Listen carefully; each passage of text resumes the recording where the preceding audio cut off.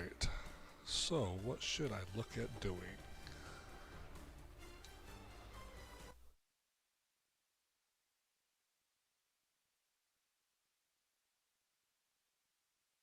Any ideas, LaPaul? What you interested in watching, bud?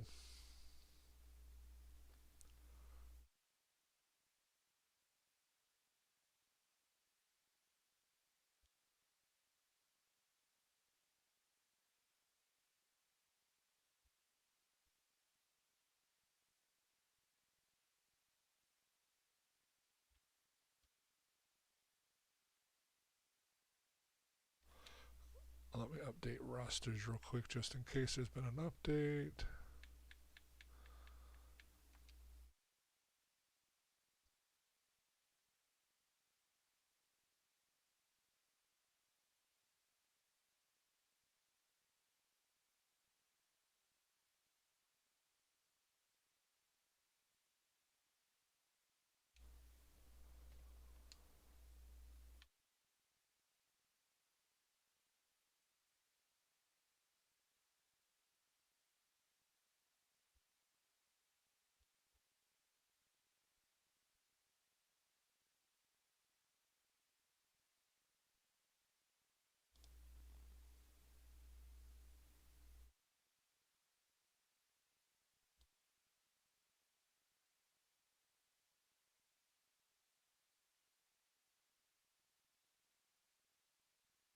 So I'm just getting everything set up, guys.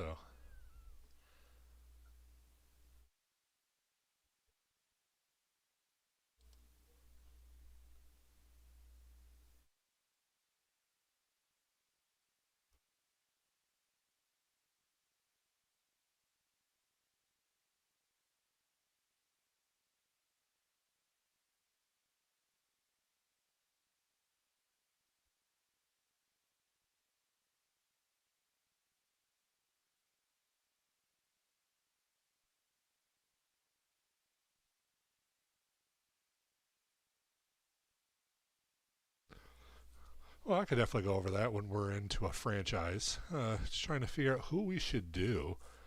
Um, see, because I'm already doing the Vikings and I've got a Cardinals. I've already got an episode scheduled to drop tomorrow for the first one of the Cardinals franchise. That was the first that I'm doing. So, um, let's see who we should do for this one.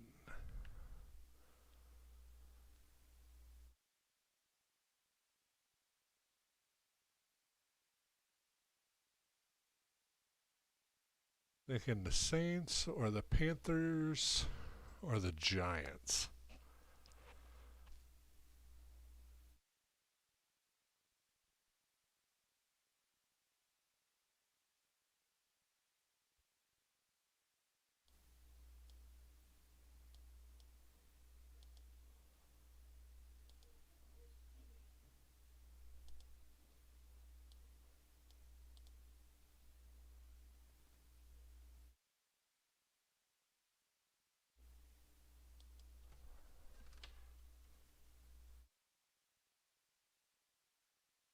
So, multi, what do you mean?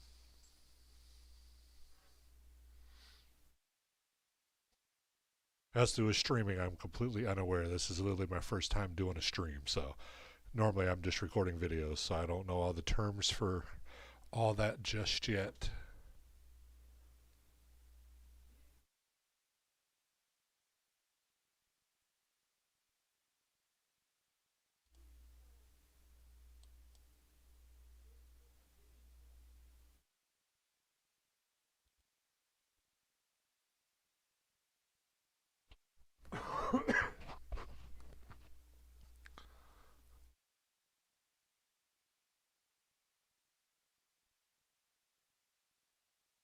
That's like doing like zone runs or power runs, stuff like that. As far as like the schemes, you're trying to say? Like, do I prefer, or if it's like the multi-zone run or multi-power? Like, if you're talking about like the schemes, it depends on what you're trying to go for. Um,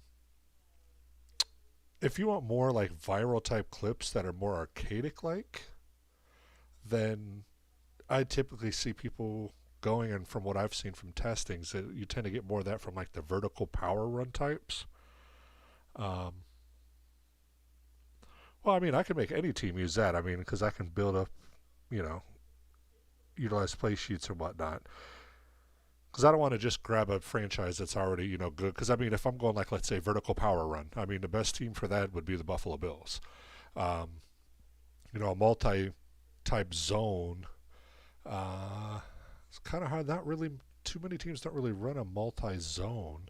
Um, the closest playbook, really, I mean, they still are technically West Coast, but the closest to a multi-zone would probably be more so like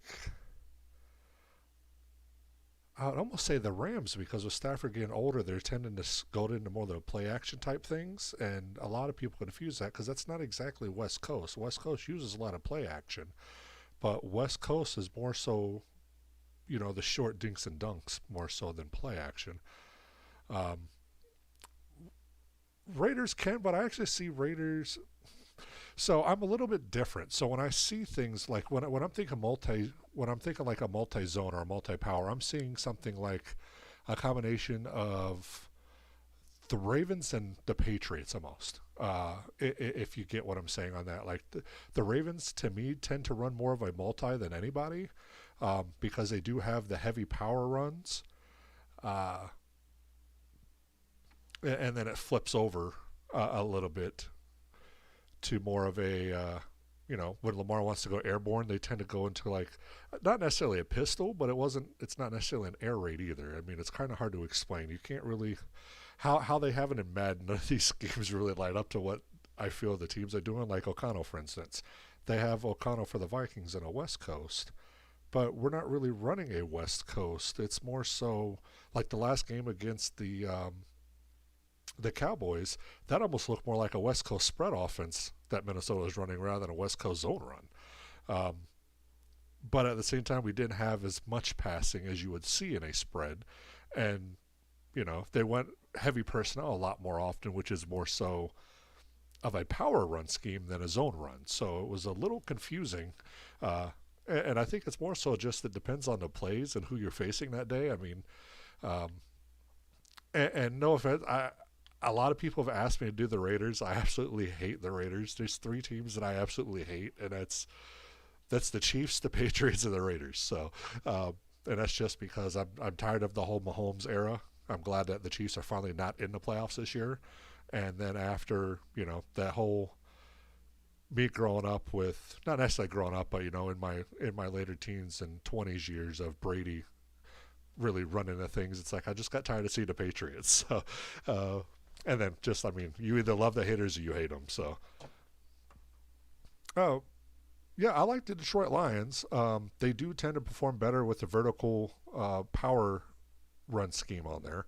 I think I don't remember what they've been using, but I know the Vikes with the vertical zone run could be pretty good too. But I have switched over to the West Coast zone run scheme using the 49ers uh, offensive playbook.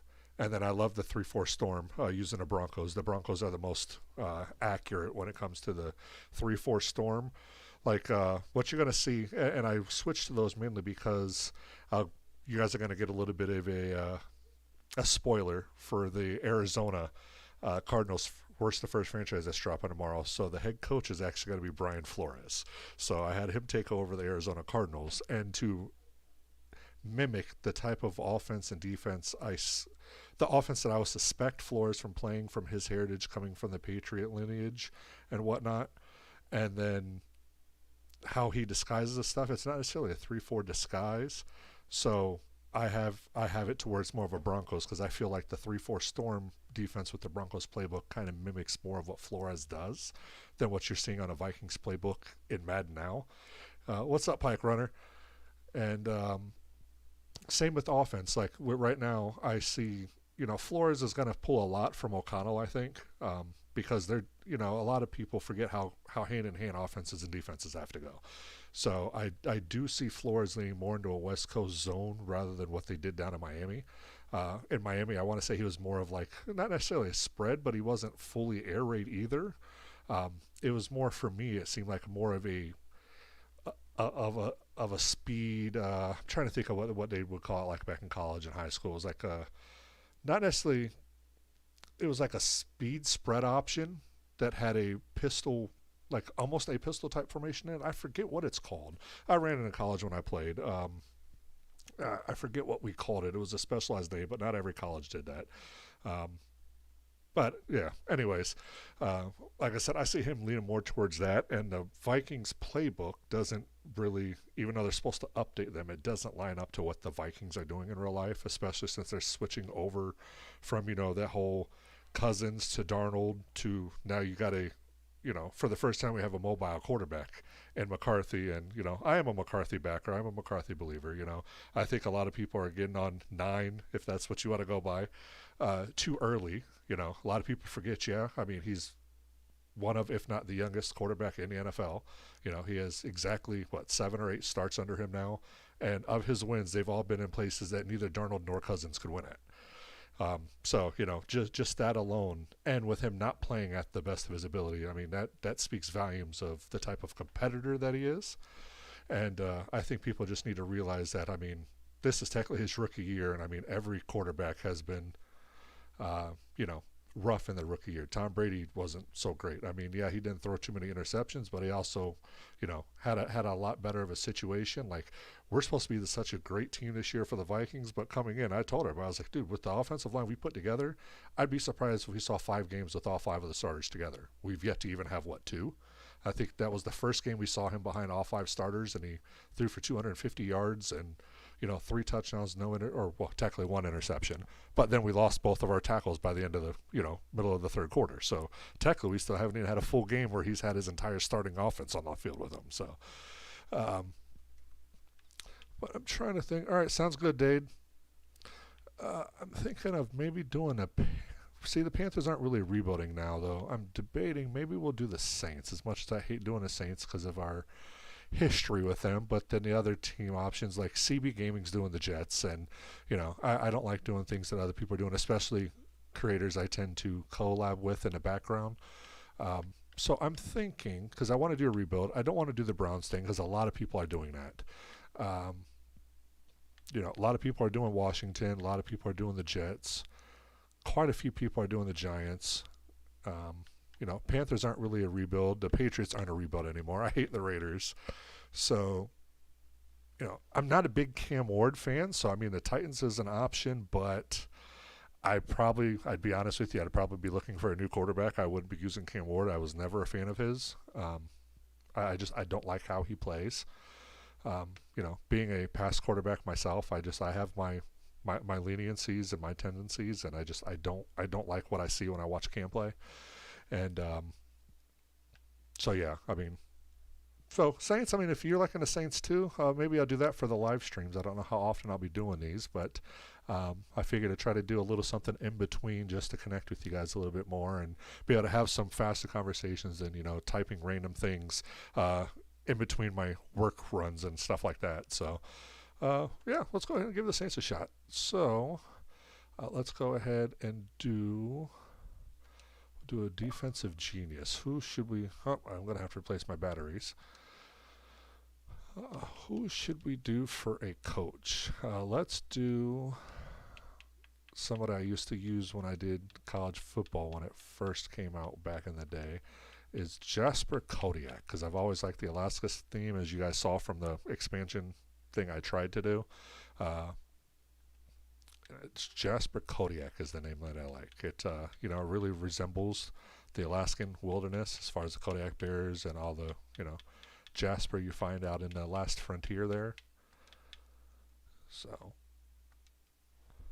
let's do Jasper Kodiak. And for playbooks, I'm going to do the same thing. I'm going to stick with the 49ers and the Broncos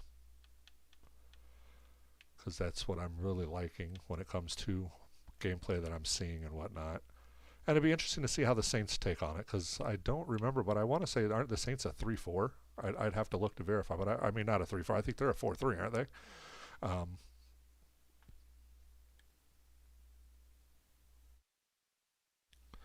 I'd have to look. And then, the older tribes in Alaska, Want to try to get somebody that looks a little more native type. I know it's kind of bad to say, but let's see.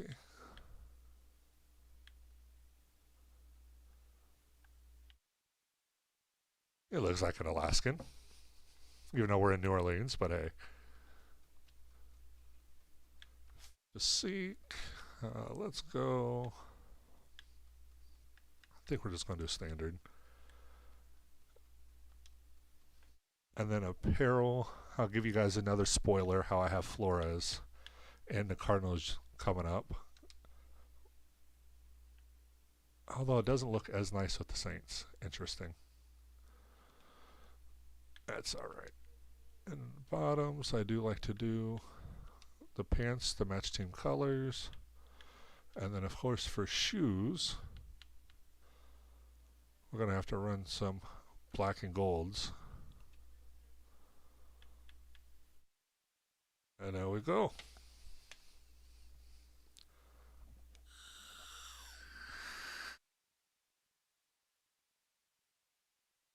League settings set up. 12 minutes. Excuse me. I am sick, so pardon me if I'm coughing on stream at times. I've been fighting a cold here.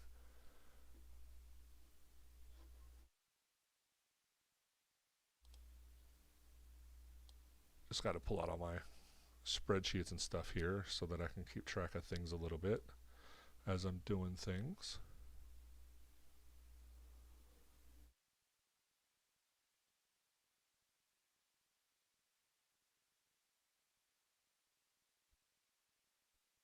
Alright, there we go. So, this play I had at 3, 10.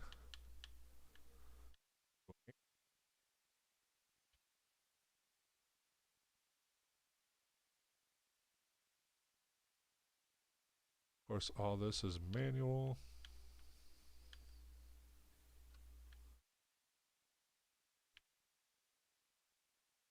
Agent modification will be high.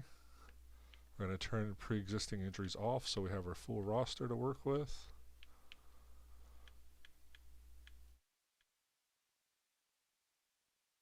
And I am using the same settings I use in all of my stuff, the same things that I sent out to everybody in the video.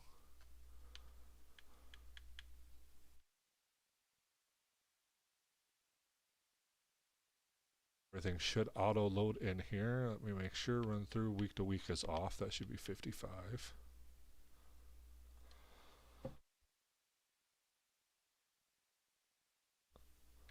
And start playing preseason. Sorry, fella, Paul. I might need to move this chat box over.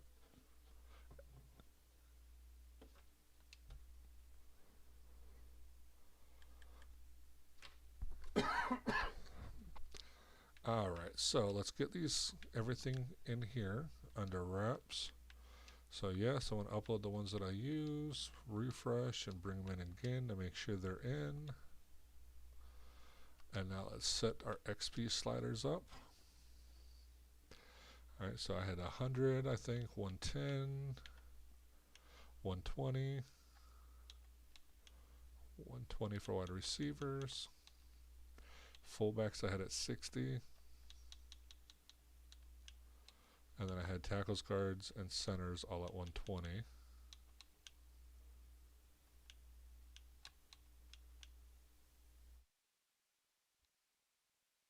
Edge rushers I had at 120.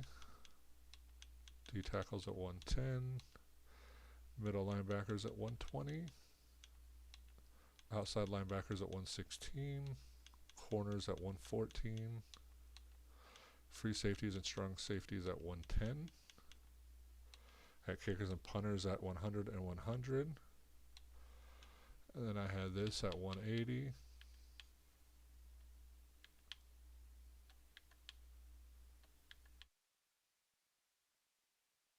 150.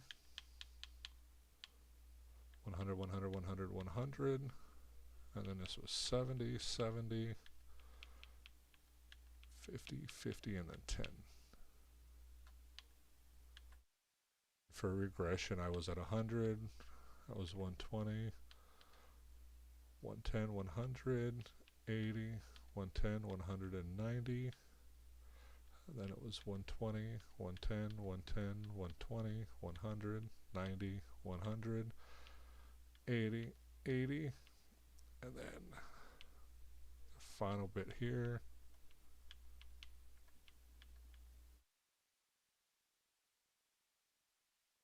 50, 180, and then 200.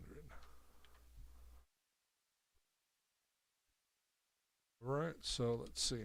I've got all the league settings. I've got XV. I've got gameplay in there. So one other thing I need to do is go over here. Well, I'll do that in a second. Team schemes. We're going to do West Coast Zone Run, but we're going to do a 3-4 Storm with San Fran and Denver.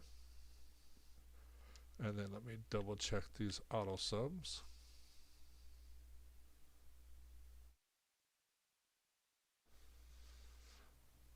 Give me just a second, Dave. I can go back over it. It's the same sliders that I used in my video, on the slider video that you guys all saw out there that I released, but I can go through it again here in just a second. Let me just make sure all my safeties and all my auto subs are good here. Wear and tear is good.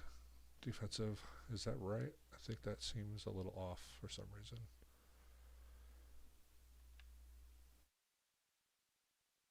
Oh, 0, 10, 5, and 10. Yeah, that's off.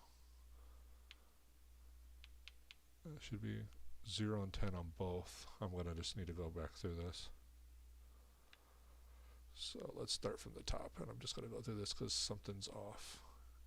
So QB should be 0, 10, 0, 10. Halfback should be 88, 80. And then for wear and tear, they should be, or no, I had it wrong. I was looking at the wrong one. I had 2 fatigues on here for some reason. So no, this is right. So wear and tear should be 5 and 10. Halfback, that should be 88, 80. For wear and tear, should be 88, 78. For wide receivers, I should be at 84, 74, which I am. And then 84, 72 for wear and tear. For tight ends, should be 82, 72. And then wear and tear should be 82, 70. For the offensive line on fatigue, should be 0 and 10. Wear and tear should be 5 and 10. So that was right. For linebackers, I have 84 and 75. Wear and tear should be 73 and 81.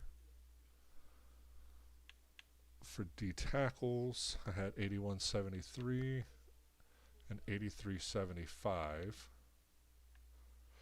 And you're going to see rotation. So the big thing on the defensive tackles, this is one of the biggest ones, and I forgot to really explain this in detail in the slider video. This is one of the key things that affected that excess sack issue we were having in pretty much any set you try to use, was because the D tackles weren't rotating properly. So when they're always, when they're always fresh and your O-line's getting fatigued, the O-lines end up just getting decimated. And that's why every set coming out was still getting, and nobody could really figure it out. It's because people weren't properly doing wear and tear sliders. You have to have the proper rotations, because if your O-line is fatiguing, but you have fresh, D tackles and edges, they're going to demolish you, and you're going to have 10 sacks in a game.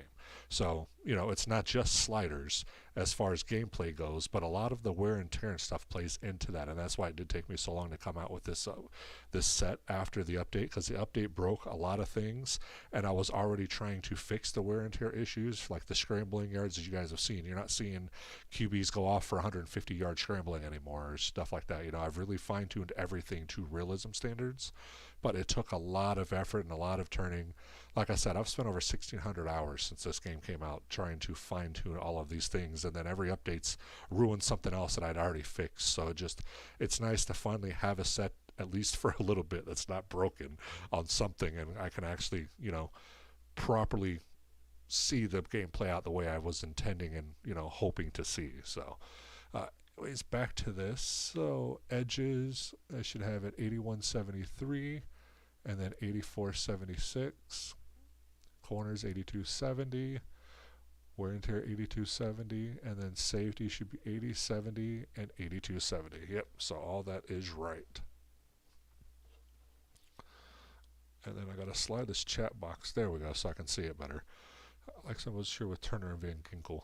So the whole reason that I went through Storm was because that's more aligned to what Flores runs. And when you sit there and think about it, especially with Dallas Turner and Grenard, they're both speed rushers. They're not power rushers. You know, Van Ginkel might be more of a power slash speed, but Dallas Turner is a pure speed. So he definitely fits into a 3-4 Storm because they're all about speed up front and, you know, pretty much the front almost 7 if you want to call it that, because you have corners blitzing, you have your edges, you have your Mike Wills and Sams. Even in dime packages, they're sending blitzers. That's when you're seeing like Cashman, Wilson, and Pace Jr. out there, and they're sending all 3 on a blitz with the edges, and then they're, you know, they might drop Van Ginkel or they'll drop Grenard and send Van Ginkel with it. But I mean, they are by far and large almost a pure Storm defense when you sit there and look at the actual archetypes. And I don't know why so many people think, oh, they're a base 3-4. It's like, no, they're not even close. A base 3-4 has power rushers coming off the edges. We do not have power rushers. You know, I mean, we haven't had power rushers in a long time. Even back in the Daniil Hunter days, he was more of a speed rusher. He wasn't really power. He had some power aspects, but he was a speed rusher. Same with Grenard. You know, it's funny how most people don't understand that. But now for Dade County, you wanted to see, what sliders did you want to see again? The XP or the gameplay?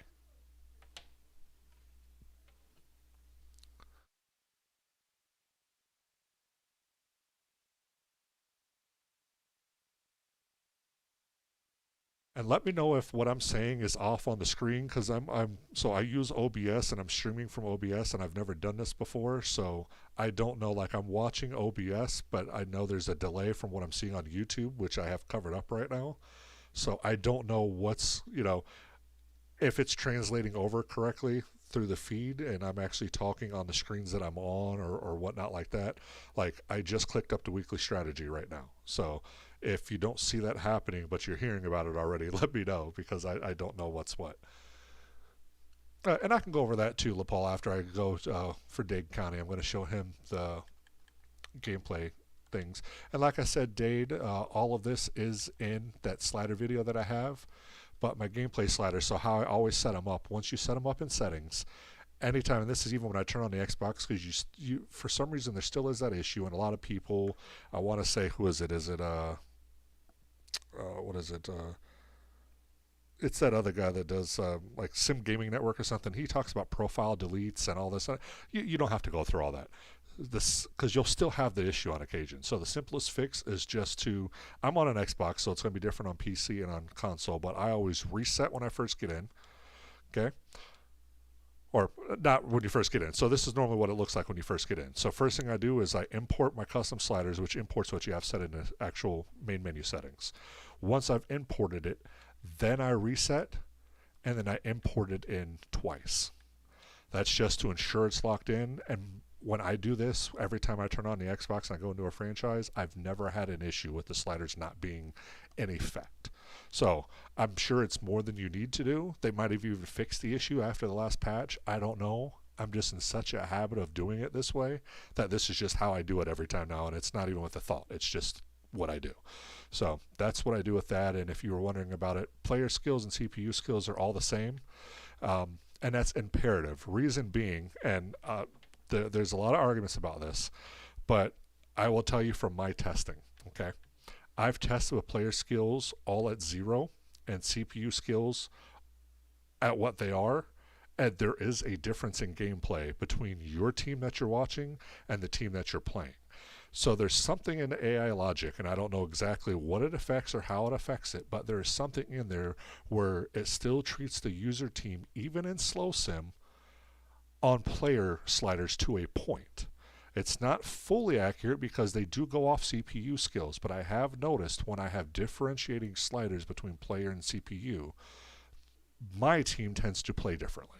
So people argue back and forth about it all the time. I'm not one, as you guys saw. I mean, I had one comment in there where a dude started getting, kind of lippy or whatever, and I'm not one that's going to argue. I'm not here to, play the measuring game or measuring stick. It's like, since this game come out, not including beta and all that, I work 5 days a week. The days that I work, I'm out here and I have CPU versus CPU games running in the background 8 hours a day minimum on days that I work. If I'm not working, which is usually every Saturday and Sunday, I have it going 18 hours plus. I've put in literally, I don't know, 16, 18, maybe even 2,000 hours since this game come out.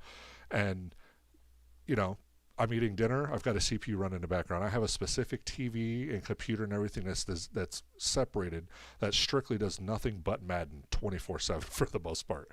And it's to where I can keep stats, updated, and I keep my spreadsheets. And then after every game, I'm checking out box scores, checking out player stats, filling into my spreadsheets, seeing how everything balances out, stuff like that. So when I tell people like, hey, this works, and people want to argue, oh, it doesn't work, it doesn't do that, it does. The difference is you're watching 1, 2, 3, or 4 games and you're seeing outliers, whereas I've watched 200 games and I've seen consistency. So it's like, you're going to see things off and about, but that's real life. And like I explained to people, I don't know if it was you, Paul, that said something about injuries the other day or whatnot. I think it might have been somebody else, but somebody brought up injuries or whatnot, and it's like, well, when you sit here and look at injuries, it's not that they're too high. If you look in the NFL right now, all 32 teams have 9 injured players or more as of right now. Every single team has 9 or more injuries. So, we're not even 50, we're 15, 16 weeks into the season or whatever. So, I mean, that's pretty much an injury, every game and a half. And that's not even kind of concussions where we have 100 to 200 per season every single season or more. That's just concussions. And you break that down, that's pretty much a concussion per game.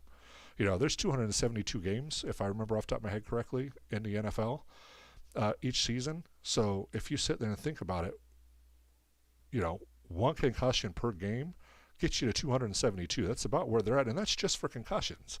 So when you're seeing 3, 4 injuries sometimes in the games in the CPU sims, they kind of, the 49ers injuries are crazy. I mean, the Vikings injuries were crazy. We were down our entire offensive line, our quarterback. Aaron Jones was out injured. We had, Naylor was out with an ankle issue the one time.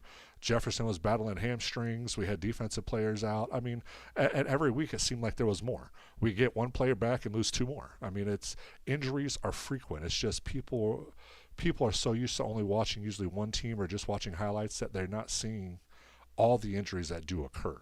So just like I said, just remember, when I balance out all these stats and everything, I'm comparing it to seasonal averages going all the way back. So I have, in my spreadsheet, I have averages all the way from 2015 till now. But the main ones I go off of is from 2021 until now, when we went up to the 17 games.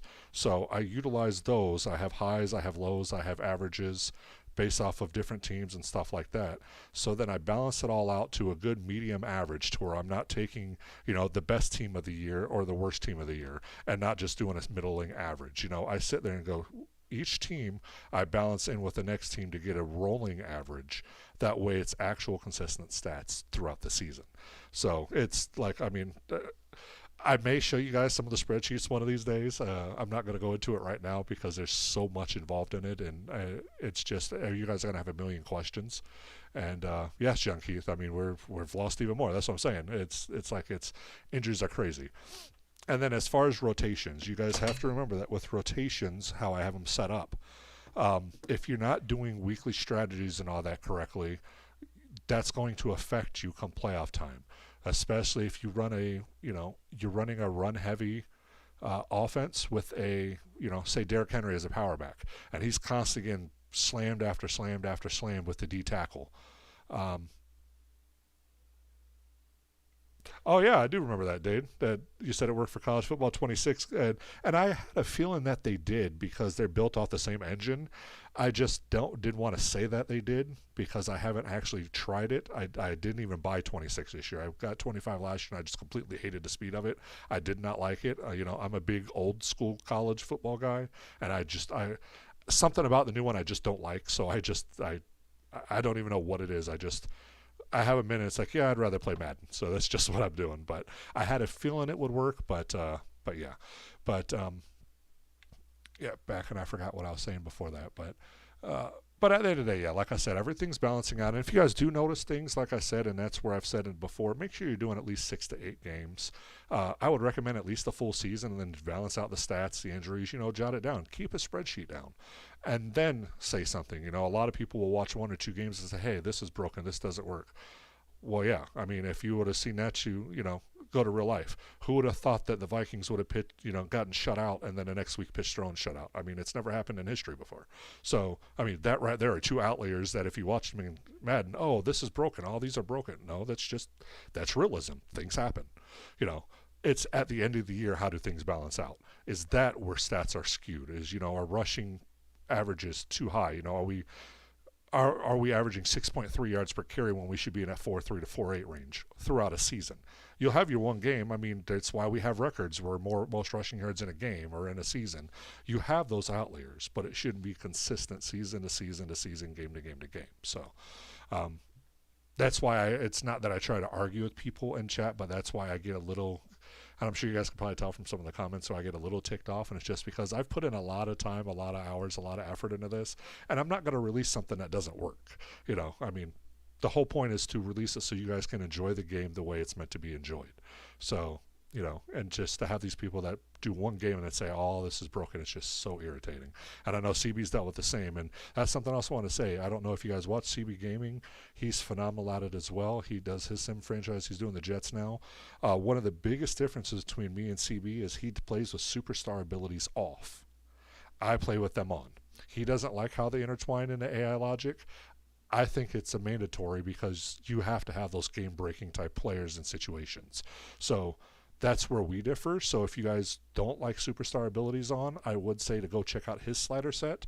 It works very good for him and as far as how he plays, because when you turn abilities on, they do change everything as far as how things go. So, that's the big difference. You don't want superstar abilities, go to CB Gaming, watch his slider video. They are really good.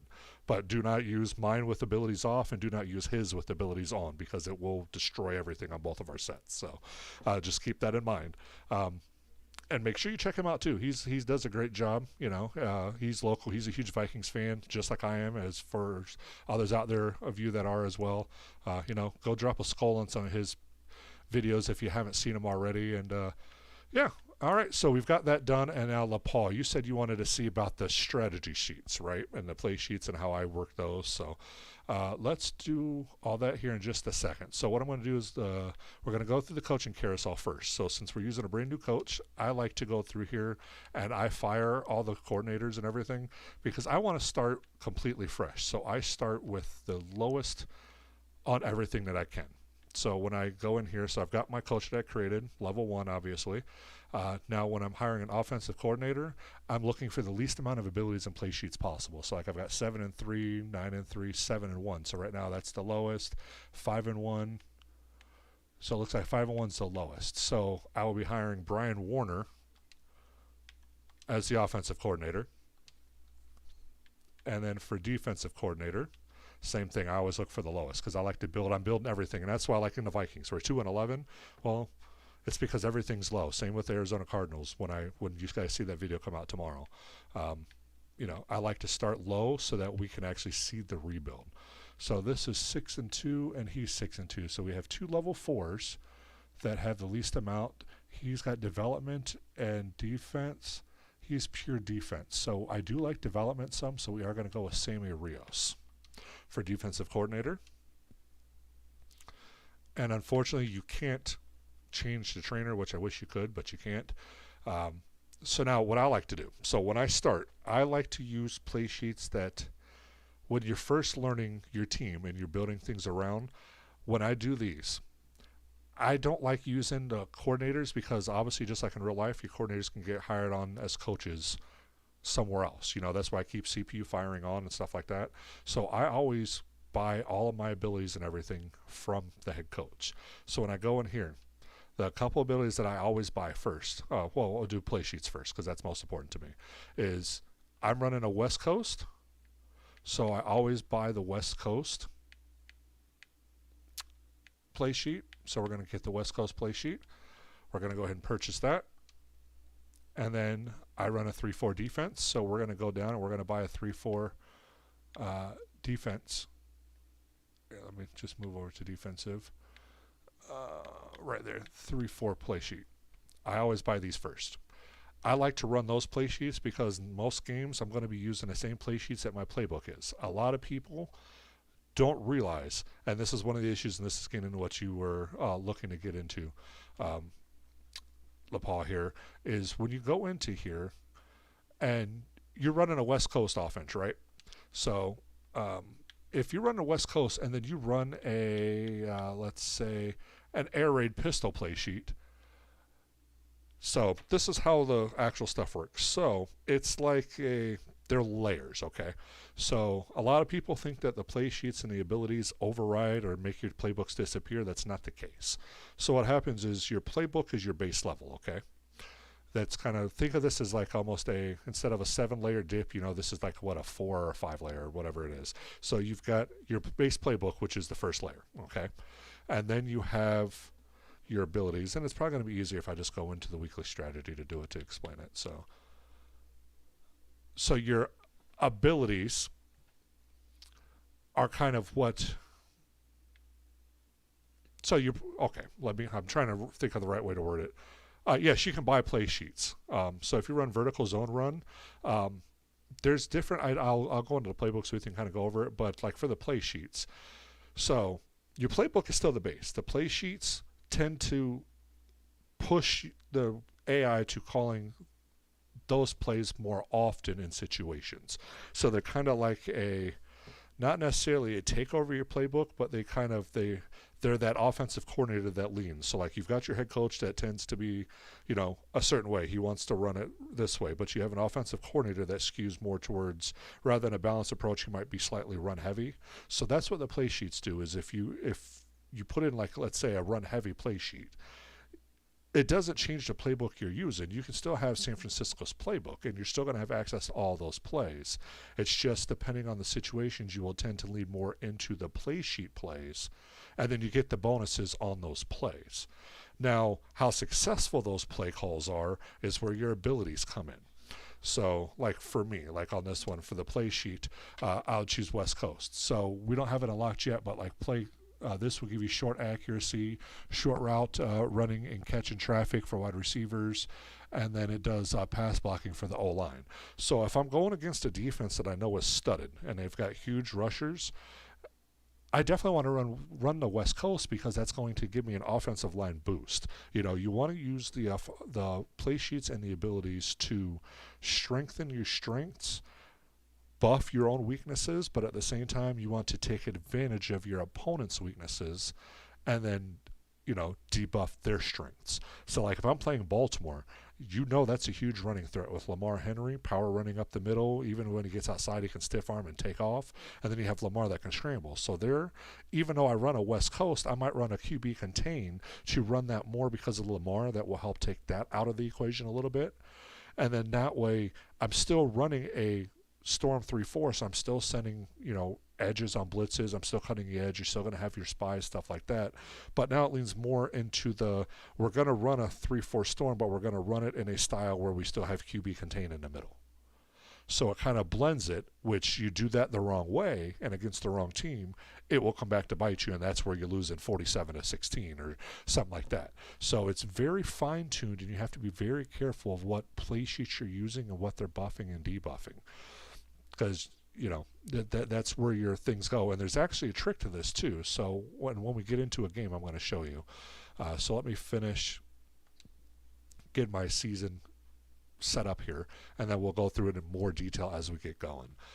So I don't do training camp because this is all CPU versus CPU. I don't like doing any user input on it. I want strictly the ratings and the sliders and everything to be all the official stuff on here. So I do not do training camps. We already did a coaching carousel. Let me go back in though, because I did not get the abilities that I like. So especially on a Saints where I know it's low. So we've got a couple of things that I like to do for abilities. So I do want to get into the scouting side. And you're going to want to get, where is it? I think it's down here. Yeah, Scouts Honor. So I want the tier 3 scouts because I want the most information possible at first. So I do buy that first. So I bought my 2 main play sheets because you can unlock them as you go too, but with staff points you can buy and upgrade and stuff like that from the get-go. So I like to have a firm foundation. So you can only activate one thing at first when you have a brand new coach, right? So that's where I have this come in. So that's why on the scout I will actually up this as high as I can. That way I can get all of them in there, and I don't think I have enough yet. I don't have enough for that yet. So I have the gold, so I can at least get that. So that's what I do. So I buy my 2 play sheets, the main 2 that I use, and then I buy the tier 3 scouts. Okay, so now let's go ahead and start with the coaching interview.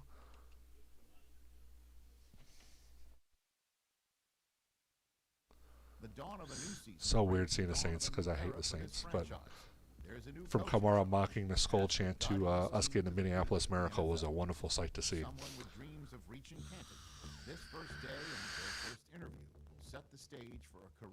And let me know, can you guys hear the game on like what's being said and stuff like that? Because like I said, this is the first time I've done this, so I don't know what's what in here. So I gotta, unless you guys tell me, I really don't know how things are going.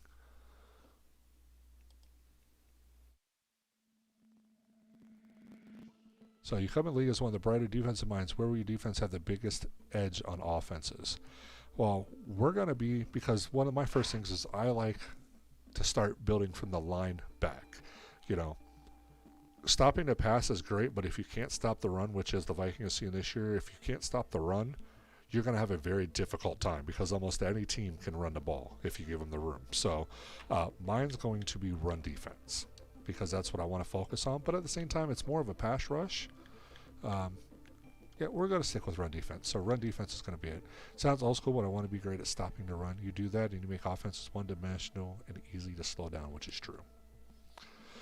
Moving to off-field, I want to focus on player development. You have to develop players, plain and simple. Great teams have great players, and it's my job to make sure we develop them, which is exactly what I'm here for. And then which area of the defense are you going to prioritize first? It's kind of a toss-up because linebackers are the most important when it comes to run game. But I think I'm just going to look to draft a good linebacking crew. Defensive lines you can tend to kind of build out. You just need that one, you know, find a 350-pounder to throw in the middle and block up some that's got some that's got decent speed or whatnot. And then it includes edges, but linebackers, you know, you have to have that pass coverage, and then you need that run support too when you're running the 3-4 storm like I do. So I'm actually going to say linebackers are what I'm going to prioritize first. And then what will make you successful as a coach this year? I'm going to say stopping the run because that's what we're going to be focused on. You know, 3-4 storm is more of a passing thing. But with all the blitzing we do, that can help with the run too. Inside stuffed ability awarded. There you go. That's what I was talking about. See, we even got the inside stuffed on it. All right, so we've got that done. We know all the trainer stuff, so I'm not going to go into that unless you guys want to see that. But let's go ahead and we're going to look at the team and see what we've got here. So, because I'm sure there's going to be changes I need to make. So QB, you got Tyler Show, Spencer Rattler, very rough. We definitely need a QB. Halfbacks, Kamara is going to be a trade candidate. You know, I'm not happy paying him what they're going to be paying him. I like Kendre Miller. I think he could be a long-term solution here. But we'll see. We might let Alvin Kamara run for a year, so we'll see. I mean, he's already dropping in speed down. He's still a playmaker, but I really want to get Kendre Miller out there. So we'll see. For fullback, I need to sign a fullback. I have to have a fullback. Of course, we got Chris Olave, Devon Valley, Jalen Polk, Trey Palmer, Bub Means, Mason Tipton, and Dante Pettis. So Pettis is going to go bye-bye.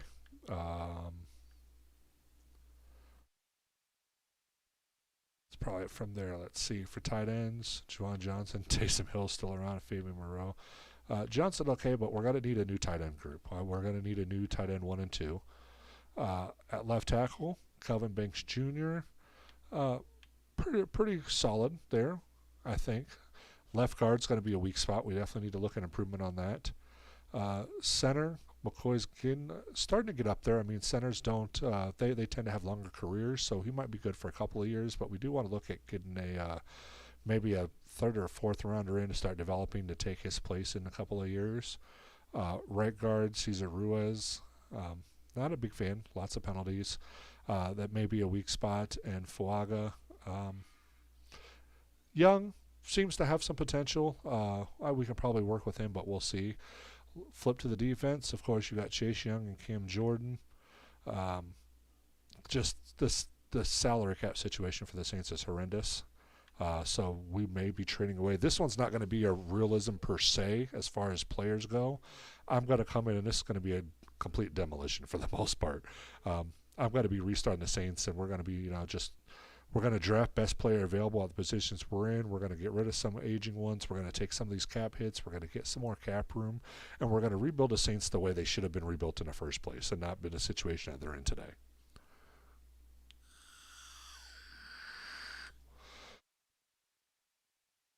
D-tackle, you got Chokes, Shepard, Breezy, who's never fulfilled the potential he should have just yet, Jonathan Bullard, Christian Boyd, Vernon Broughton, Jonah Williams, John Ridgeway.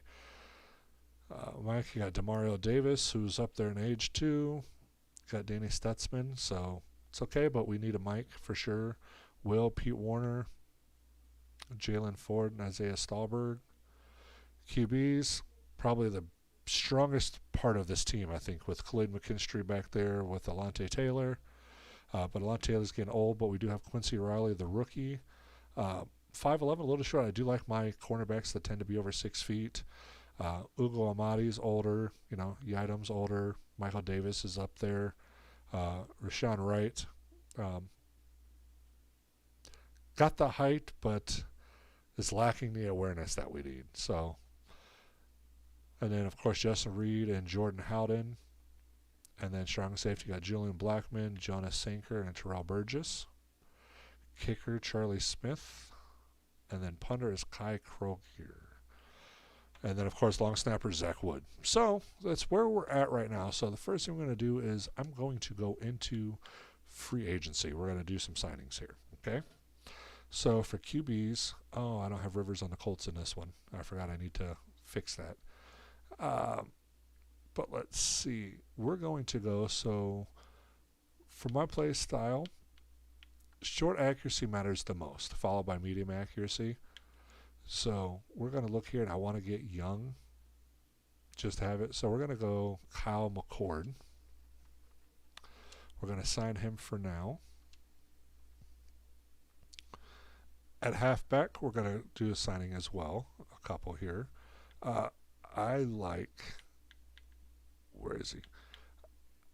I like Tyrion Davis-Price. He'll be in almost every one of my franchises. I like how he plays in Sim. So we're going to have him. At fullback, we're going to get Jacob Johnson.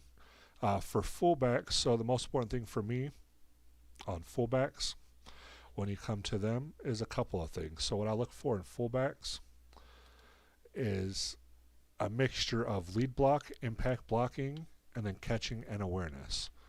So, those are kind of what I'm looking for. He's got the best lead block. He's got the best impact block. When you go to awareness, he's got the highest awareness. And then when you go to catching, he doesn't have the highest catching, but 60 for fullback is serviceable, especially for a temp. It's not like he's going to be long-term. So for the most part, he's kind of number one in most of the categories I look at. So I'm going to go with him. And if you guys want to know what I look for in every position, just let me know in chat, and I can kind of do a quick run-through of what I look for when I'm drafting and signing free agents and stuff like that. I can give you guys kind of my cheat sheet on what I feel is most important and what I look for. But that's up to you guys on if you want to see that or not. So we're going to go ahead and sign Jacob Johnson there. For wide receivers, let's see, let's find some short route runnings. And then ages and speed. So I want over 90 speed. So Terrace Marshall's got to be one. And we're not necessarily going to keep these, but I do want to have some players to throw on my practice squad as well. So that's why I'm just kind of going through signing some players just to start making some cuts and try to get this team a little bit younger, fix the salary cap a little bit, and start moving forward some. A.T. Perry. Valdez is too old. I want to keep him young. Elijah Moore. Cornelius Johnson. So I think we're going to go ahead and sign Cornelius Johnson.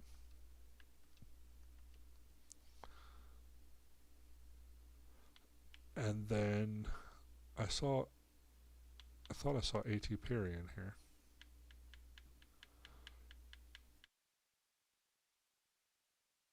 Yep. And then Trey Palmer's in here too. But A.T. Perry I think is a little bit better. Being a 6'5", that's a big body that we're going to need if we want to really rebuild.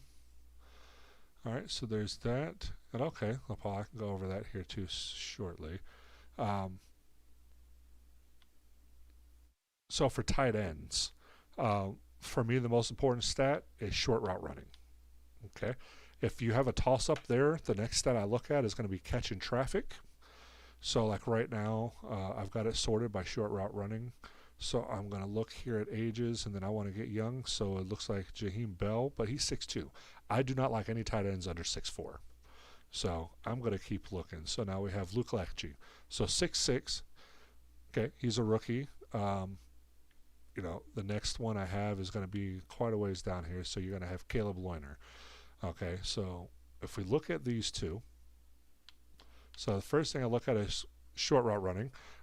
Caleb is a 64, whereas Luke is a 65, so he's kind of up on that one.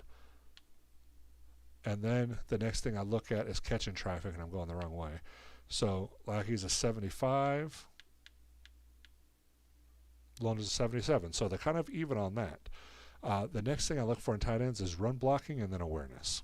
So overall run blocking and awareness. So we're on awareness right here real quick, so I'll just do, okay, so we've got 59 there and 70 there. So huge difference in awareness. And awareness is big because that's how the CPU sim logic works for tight end reads. So a lot of people don't understand that. So the reason I do short route running is because that affects like your curls, your outs, your stick routes, stuff like that.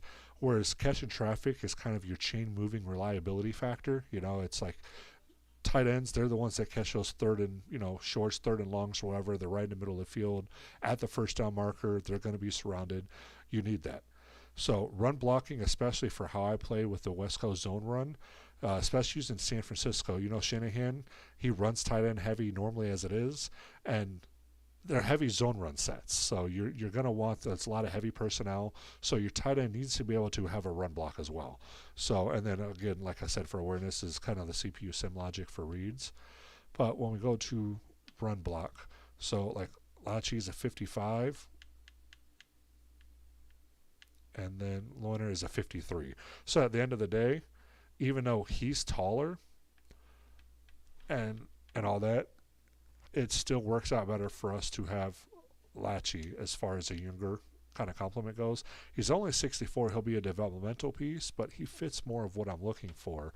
And if I can't draft someone or find a rookie, next season or something like that, maybe he can develop into something that might be serviceable. Now for the offensive line. Doesn't matter whether they're a tackle, if they're a guard, if they're a center. The main thing I look for when I'm running a West Coast zone is agility. If they don't have agility, I'm not drafting them. I'm not signing them. Okay? So that's number one. Even like I said, any position. So, bam, right there. You've got Travis Clayton is up there. He's got 72 agility. Okay? The next stat I look at is run block finesse. So agility is more so like your zone run footwork, so to speak. So it helps them with their pulls and a combination block, stuff like that. Run block finesse is the next that I look at. And the reason that I choose the finesse is because that's your combo blocks and more of your reach blocks, because they're it's the faster type of blocking for the speed defense rather than the power defensive linemen and stuff like that. So you want to see that higher because, for one, if you have a good D tackle, especially, most of them are going to have those superstar abilities anyway. They're going to blow up your lines, sometimes regardless. So you want to go to what you can cover the best, the most often. You know, if you have a dominating power defensive line, it's just going to be a matter of time until fatigue sets in, stuff like that. For speed, if you can block finesse moves, you've got them on lock. So that's why I look at the finesse. So we're going to do 72, pretty good. Next thing I do is, you know, we need to have assignment recognition in the sim. So how do we have that? That's by the awareness. Oh, awareness is low at 51. Not very happy about that. So probably wouldn't sign him. Next thing that I look at, though, is impact blocking. That's when they have to climb to that second level and get that linebacker block and stuff like that. So then we're going to look at impact blocking, 75. Now they're pretty good for somebody so young with not that much experience. Okay. Now, biggest thing. If you do a vertical run, you would tend to probably do like long pass block, which for me would be more so if you're on a tackle, it's finesse. If you guard your center, it would be pass block power, just because you need that longer type of block. But in a West Coast, we run a quick game, so we just need quick game protection. So I just use the overall pass block, which is a mesh. It's a half and half of power and finesse, and that's just because I want them to be able to handle with both, but I just need a similar average. If I can have a pass block average up at 75, that means I likely have one at 80, one at 70, vice versa, stuff like that. It is what it is. So Charles Clayton, 69, not too bad, you know, not the best, but that's what I look in for that. And again, that's with all the linemen. That's what I look at. So let's move to, like I said, the main thing is agility. And then I try to get lung. So we're going to go with Lamea.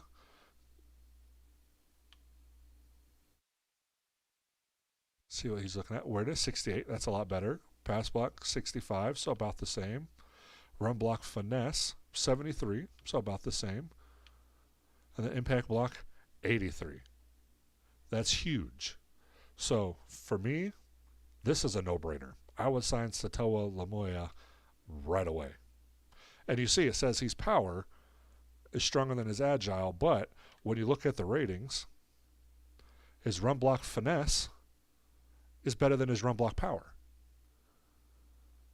Because that's what matters to me. Now, pass block is different. Pass block, he's better on power than finesse, but especially with him being a guard, I don't care if he leans heavier on power when it comes to pass blocking, because as a guard, he's facing D tackles most of the time. Anyways, for me, the most important is run block, because I need a running game on the West Coast. Otherwise, we can't get into our play actions. We can't get into things like that. So we have to have that good run block, and most of the time they're sending speed defenders to send linebackers on a blitz. They're speed defenders. They're not power defenders for the most part. So that's why I want run blocking to be more finesse heavy, which he is, even though he's a power archetype. So we're going to sign Lemoya here. And on center, same thing. I look at agility. Dylan McMahon. And I'll be honest with you, some of these I'm not going to go through every player because I've already done this with the Cardinals franchise. And I'm just going to give away half of the video that I'll be doing, and I haven't even created this part for it yet. But yeah. So for right guard, I'm going to be doing Stromberg.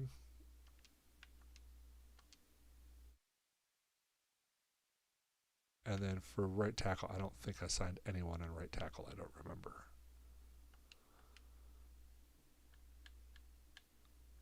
Yeah, no, I ended up not going anywhere. Okay, so now for edges. Okay, left edge and right edge. With the Storm, there's speed rushers, obviously. So what do you guys think is the most important aspect for an edge rusher? Like, what out of all of these stats, what do you think is the first thing you would look for as an edge rusher if you're looking for drafting or signing? What would you do, LaPaul? Or Dade, if you're still here, or whoever else is in watching, what would you guys think is the first stat attribute you should look at?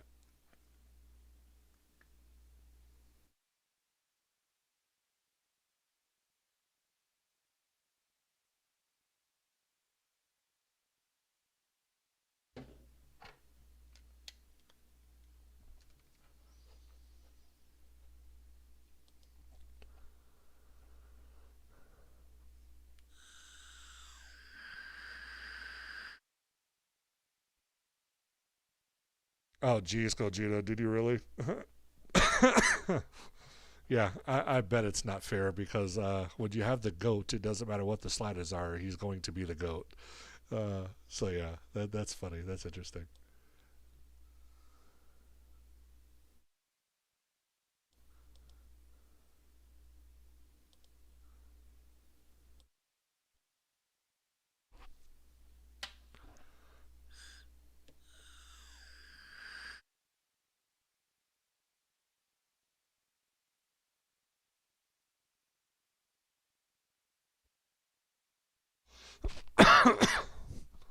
So for Speed Rusher, I don't know if you type on the poll or what's up, but the first thing I would look at for when I'm drafting Speed Rushers, okay, for the Storm especially, is acceleration.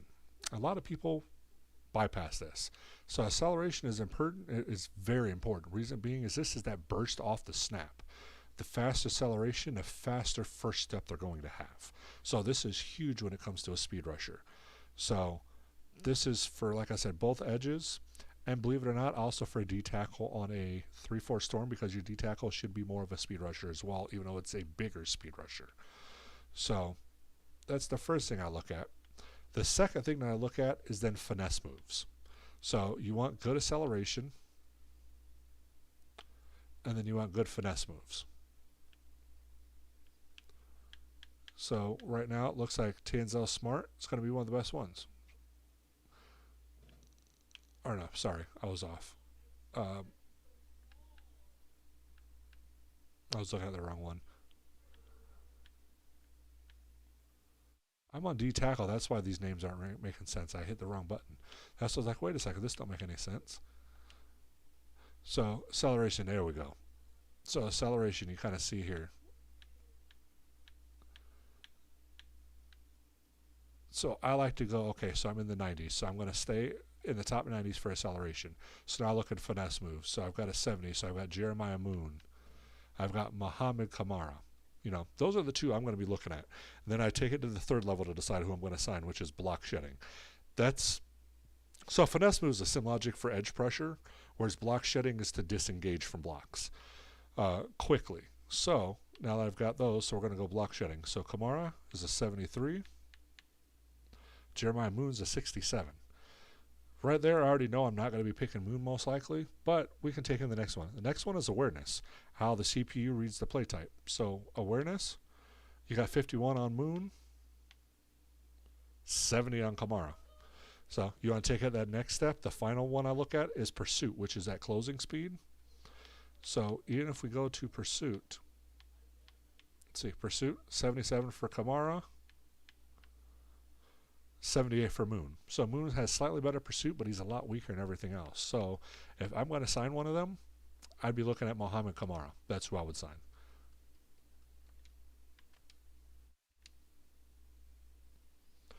All right, so now we'll go to right edge. Same thing. I'm pulling up acceleration first.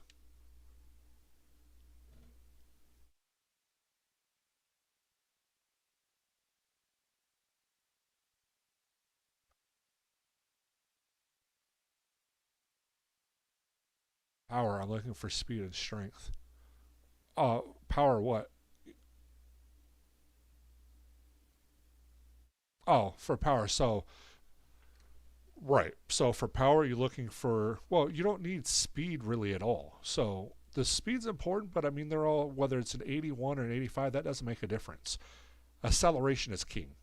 You need acceleration for speed. It's acceleration for speed, strength for power. Okay, that's how those two differentiate. That's what you need, depending on what you're doing. And then exactly for power, instead of finesse moves, you want power moves. And then the same thing. After that, you want block shedding, you want awareness, and you want pursuit. That's the same for all three, or for both of them.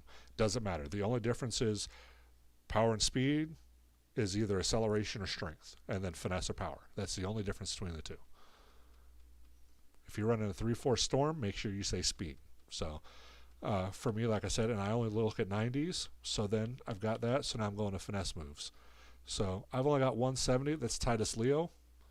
So I'll look at his awareness, 59, way too low for me. I wouldn't do it. Block shedding, 62. See, wouldn't do it. Pursuit's okay, but awareness, AI logic, he's going to get torn apart because of being in the 50s. He's not going to have any awareness whatsoever. We'd have to build him up a lot.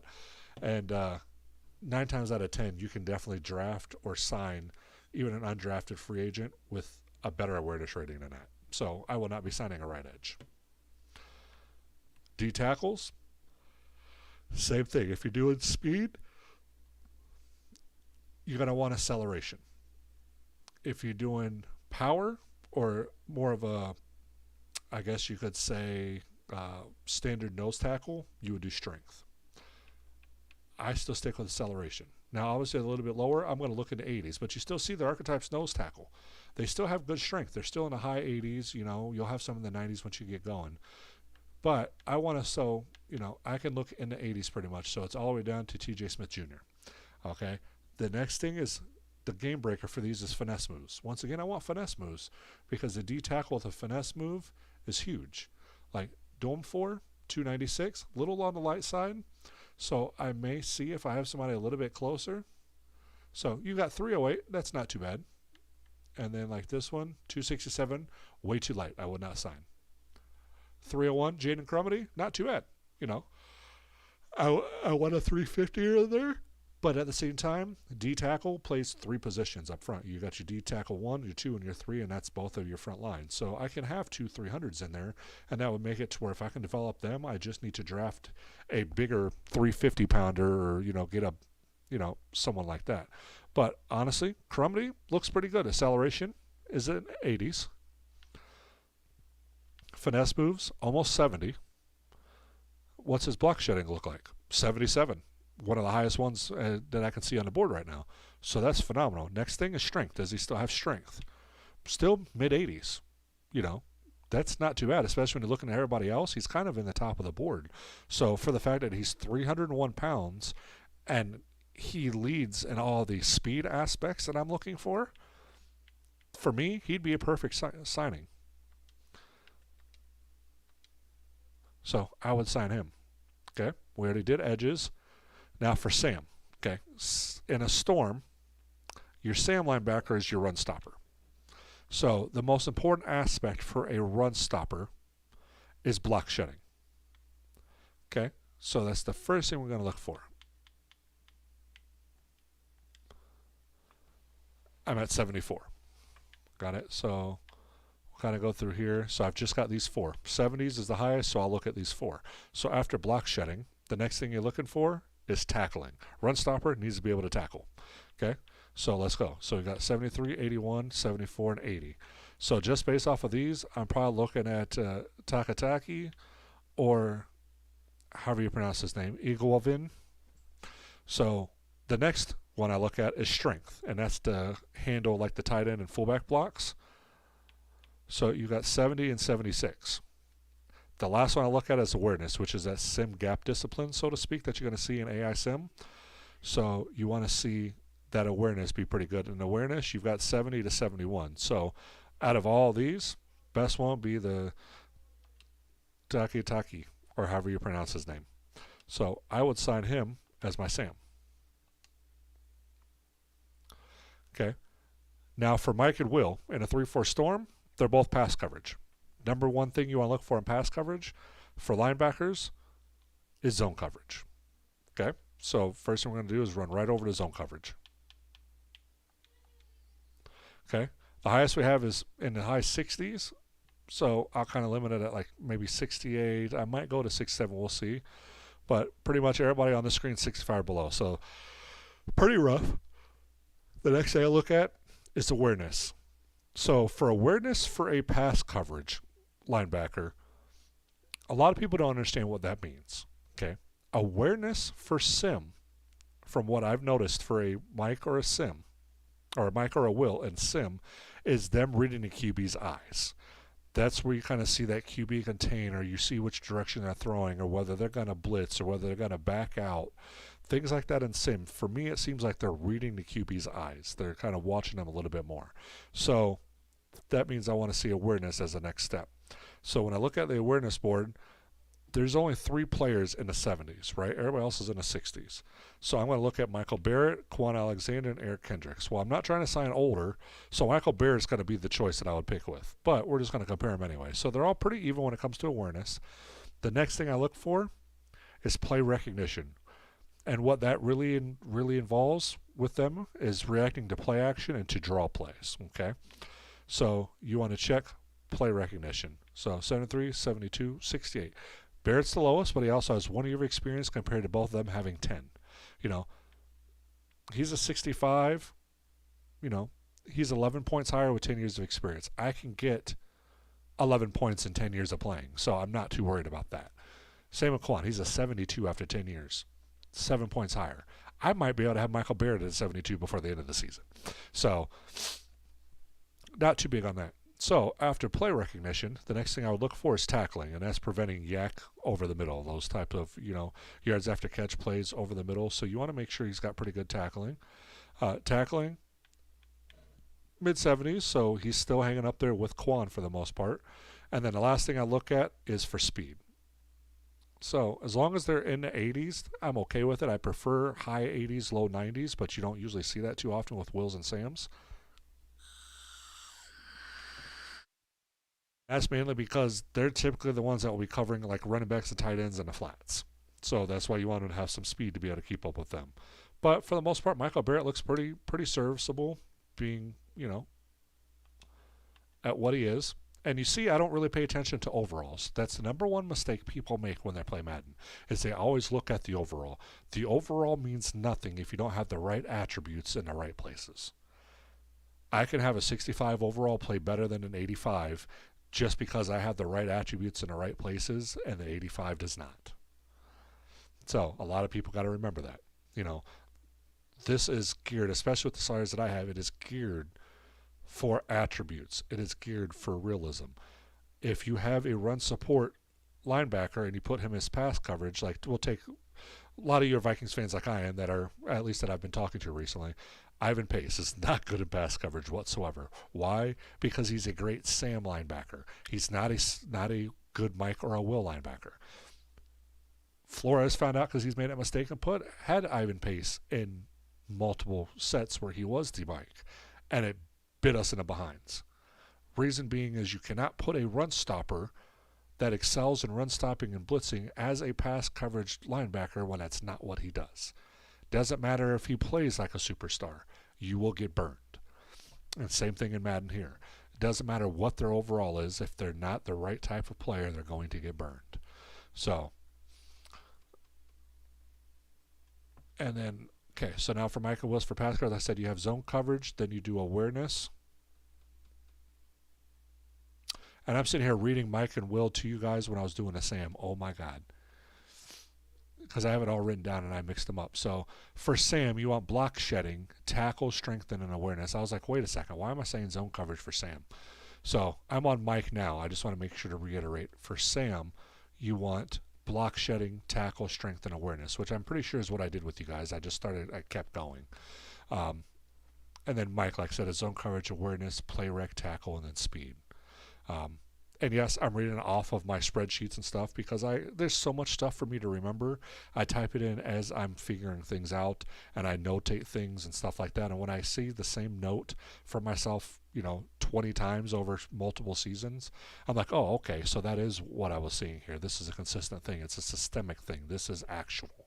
So that's why like I said, I'm reading to you. It might sound like sometimes I'm reading, is because I have 1, 2, 3, 4, 5, 6, 7, 8, 9, 10. I have 11 tabs open right now, and every one is filled with, thousands of words in notes on different things. So, and then I have one that I've kind of meshed it together a little bit and made it with what I've seen the best.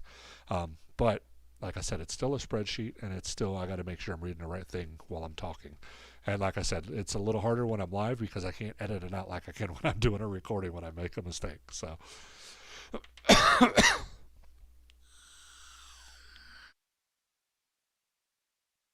but there's that for them. And then cornerbacks. Okay, so we move to cornerbacks. So for corners, for Storm, you play a zone. Okay, so this is all the same as well.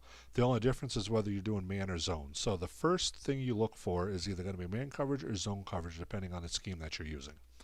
Okay, after that, for every cornerback you look for is going to be play recognition, then awareness, then speed, then press.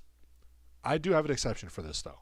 I will not draft or sign a cornerback that is under 90 speed, because if you are a cornerback and you have 86 speed, yeah, you can take the right angles, but when you play your Justin Jeffersons, your Jordan Addisons, your Tyreek Hills, even your Zay Flowers, you know, and players like that, they're going to get burned more times than not.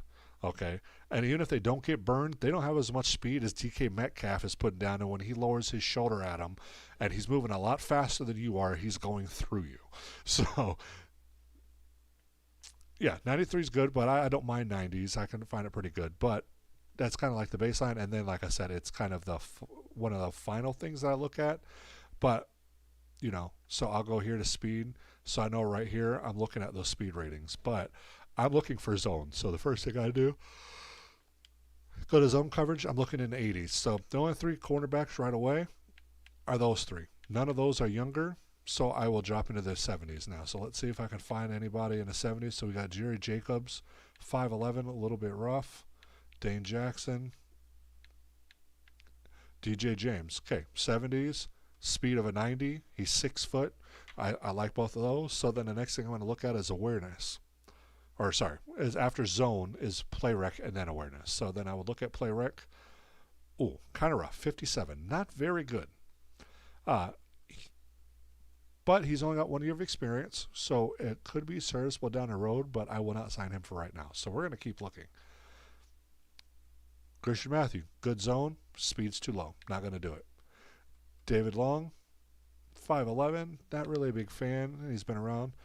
Ambry Thomas, okay, 4 years experience, so he's still a little bit younger. 73 zone, play recs is 72. He's 6 foot. He's got 90 speed. Play recs look good at 72. Next thing is awareness. Okay, also in the 70s. So, you know, that's serviceable. I can work with that. Final thing, and this is honestly, even though it's 5th on my list, it's probably one of the most important things, is press. They need to have good press. 76. That works for me. Even when you look around him on the board, he's higher than almost everybody other than people that have been around for a long time. So he's a 71 overall, but in my defense on how I build things, he's going to play more like an 80. I can guarantee it. So I'm going to shine Ambry Thomas. Okay. Free safety.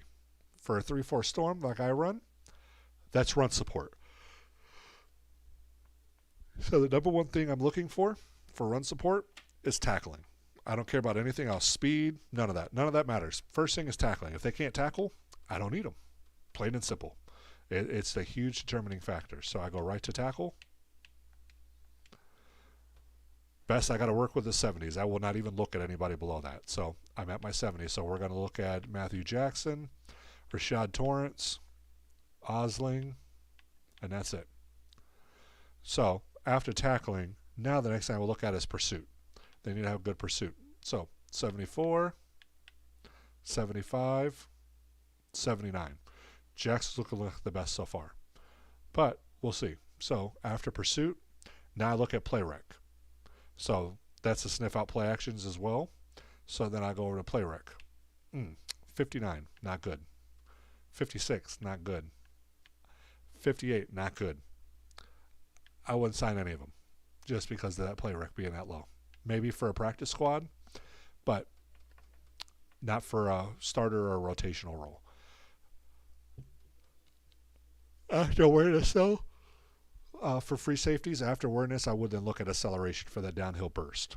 But since we're not signing any of them, we're going to move on. So a strong safety. In my scheme, that's zone. So obviously, first thing I'm looking for, zone coverage. I have 3 80s, 14 years, 10, and 9. Nope, I want to get younger, so we're going to go a little bit down now. So you got Richie Grant at a 74. Jordan Fuller at a 73.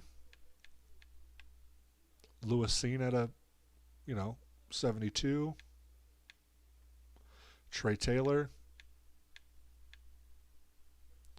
Rush Yeast. So we're going to have that. So we see we're in the 70s. So then we're going to look at play rec. Okay. So play recognition. I see 60s. That's okay. But I'm not a big fan of seeing 60s. I want to see at least 70s. So Caden Stearns, 71, 71. So he's on my board for right now. Jordan Fuller, 72, 73. He's on my board. Richie Grant, he's on my board. So the next thing I look for is awareness. So who did I say was on my board? Richie Grant, 76 awareness. Okay. Fuller, 74. Okay. Sign, 60. He's gone. Right off the bat, he's gone. He's not on my board anymore. Taylor, he's gone. He's not on my board anymore. So Stearns, 70s. Okay. So kind of down to those three. Next thing I look at after awareness is tackling. Tackling, Stearns, 65. He's off my board. Taylor, 70. He was off the board already as a play rec. Scene, he was off my board because of play rec and awareness. So Fuller. I know Fuller's still on my board. He's all 70s across board, and he's got 73 tackle. Grant, 66, off my board. So the only one that's really left on my board is going to be Jordan Fuller. And then the last thing I'm looking at is speed. He's an 89. Strong safety with 89 speed. Works for me. So now I know he's going to be pretty decent because zone coverage, yeah, it's a 73, but, you know, that's a mid-tier. So I know I'm going to get at least average play from him for zone coverage. For play rec, he's going to, you know, get 7 out of 10 plays, give or take. You know, 75% of the time he's going to be pretty good. For awareness, he's got good awareness, so that CPU sim coverage logic is going to kind of work pretty well with him. And then for tackling, you know, at a 73, he's going to be able to stop some yak, so that's going to help with the, you know, yards after catch and stuff like that. And then speed, an 89 is phenomenal because a lot of people forget that strong safeties that play zone, they cover deep halves in proper formations and rotations. So you have to make sure they're able to somewhat keep up with faster receivers too. So, you know, when they're taking over for a cornerback in a rotation and you got Tyreek Hill coming down the sideline, you know, 89 at the right angle is a pretty good chance. But trying to send somebody like who's the one that I saw right here, Rodney McLeod Jr., sending somebody with an 85 speed at the right angle to try to tackle somebody in the high 90s, even at the right angle, if he's not in a proper zone thing, which, you know, with him having his zone coverage of barely 70, that doesn't sound very good. So, especially as a 13-year vet, so that would be problems.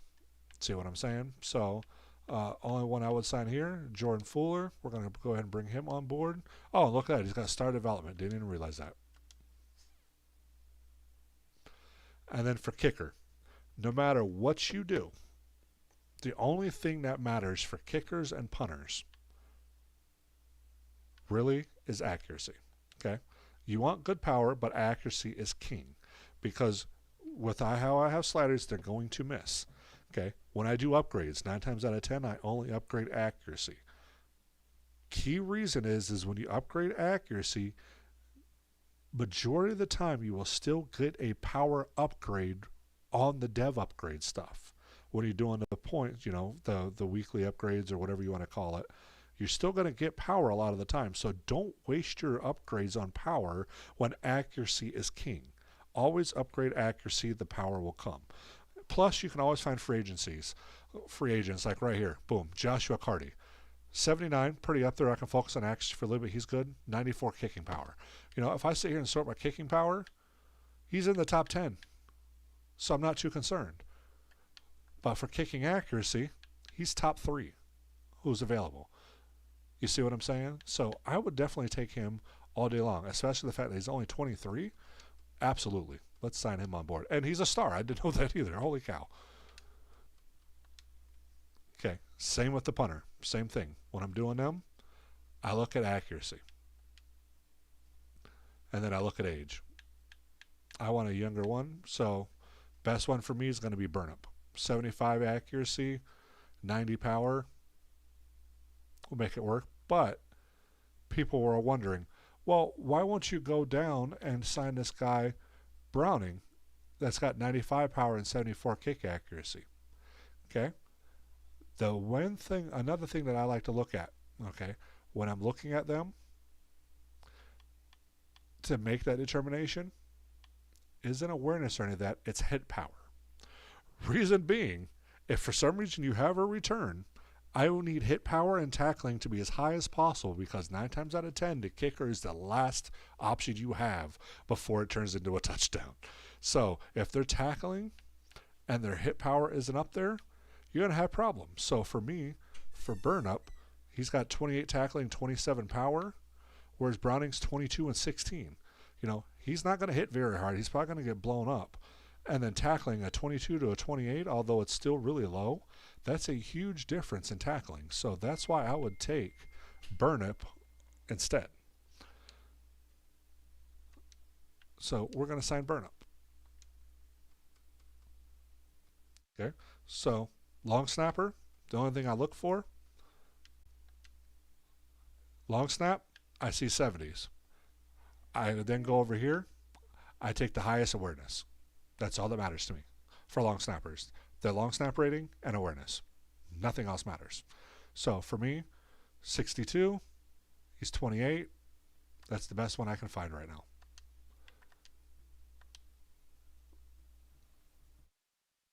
And there we go. And then for QBs, I know you guys wanted me to go over all of them, so let me go back up. So for QBs, especially when you're playing like a 49ers playbook or a West Coast type playbook, the number one thing you want to look at is short throw accuracy. Okay? The second thing you want to look at is medium accuracy. That's where most of your throws come from. The next thing you want to look at is throwing under pressure. Throw under pressure right here. That's the next thing you want to look at. After that, you want to look at play action, because West Coast typically has a lot of play action, right? So you want to make sure that you have pretty good play action here. So we're going to run and look there. The final thing I look at is awareness, because that's where your decision making comes in. So like Woolridge, for instance, short accuracy, he's a rookie. So I might look at him. So we'll compare. Let's look at a couple of different rookies so that you guys can kind of see how this works out when you're looking. So you've got Pratt. We're going to call him a rookie. Miller, we'll say Duggan and Woolridge. So that's your 4 youngest. So we'll do out of these 4. So without even looking at the names or knowing the orders or whatnot, it is what it is over there. First thing we're looking at is short accuracy. So when I look here, they're all pretty close, but I tend to lean between these 2 right now. Now, medium accuracy, these 2, once again, have the highest out of both of them. So that right there, if the same thing occurs on throw under pressure, I'm only looking at these 2. Throw under pressure, same thing for the most part. You've got Pratt up there, but he's lower than both of these on 2 of the 3 categories so far. And they're all right here. Woolridge completely eliminated. I'm not even looking at them anymore. So next thing I look at, like I said, is play action. One of the most important things here. Play action. Once again, he's the weakest. He's gone now. 3 of the 4 most important categories, he was the weakest out of the 3. He's gone. So now it's between these 2. Okay. Next thing is going to be awareness. 53 and 39. Both horrible, but 39 is horrendous. We will never sign a 39 awareness. So I guess my only choice, if I had to sign a quarterback right now, would be Cam Miller. Now, we're going to compare him to Kyle McCord, who I signed, just so you guys can see. So I'm just going to sign him just to see, and you guys to see why I chose Kyle McCord. But then we'll go to halfbacks. So halfbacks, for me, I don't look at speed first. Speed's important. I will only sign people that are 90 or higher. But first thing I would look at for halfbacks, same thing. Power, you're going strength. For me, I need elusive. I'm going agility. So for example, look at agility. Okay. Next thing is acceleration. After that would be change of direction. Then it would be ball carrier vision.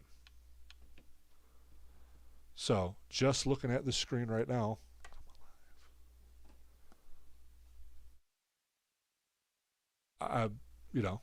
you've got like Cam Akers, Deuce Vaughn, stuff like that. So I'd be looking at him or Dwayne McBride, but McBride's too slow. Vaughn and Akers too slow in speed. So I wouldn't be interested in any of these guys. But yeah, you kind of see what I'm saying though. So you got agility, acceleration, change of direction, ball carrier vision, and then break tackle. You still want some break tackle even for an elusive back. So that's what I look at.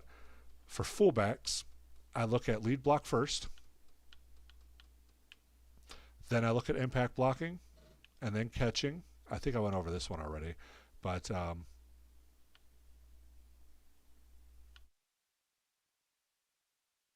catching and then awareness. So catching's going to be way the heck over here somewhere. There you go. Catching here and then awareness. For wide receivers, obviously speed needs to be 90 plus for me again, but it's not in my list of top 5 things I'm looking at.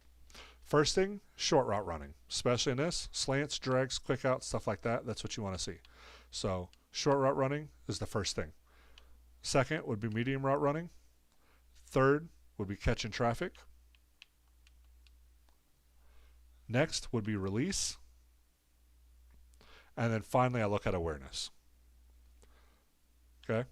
So that's kind of what I look at for those. And that's how I line up all of my stuff when it comes to signing players and drafting and stuff like that. So you guys got any questions on any of that, or you guys pretty good?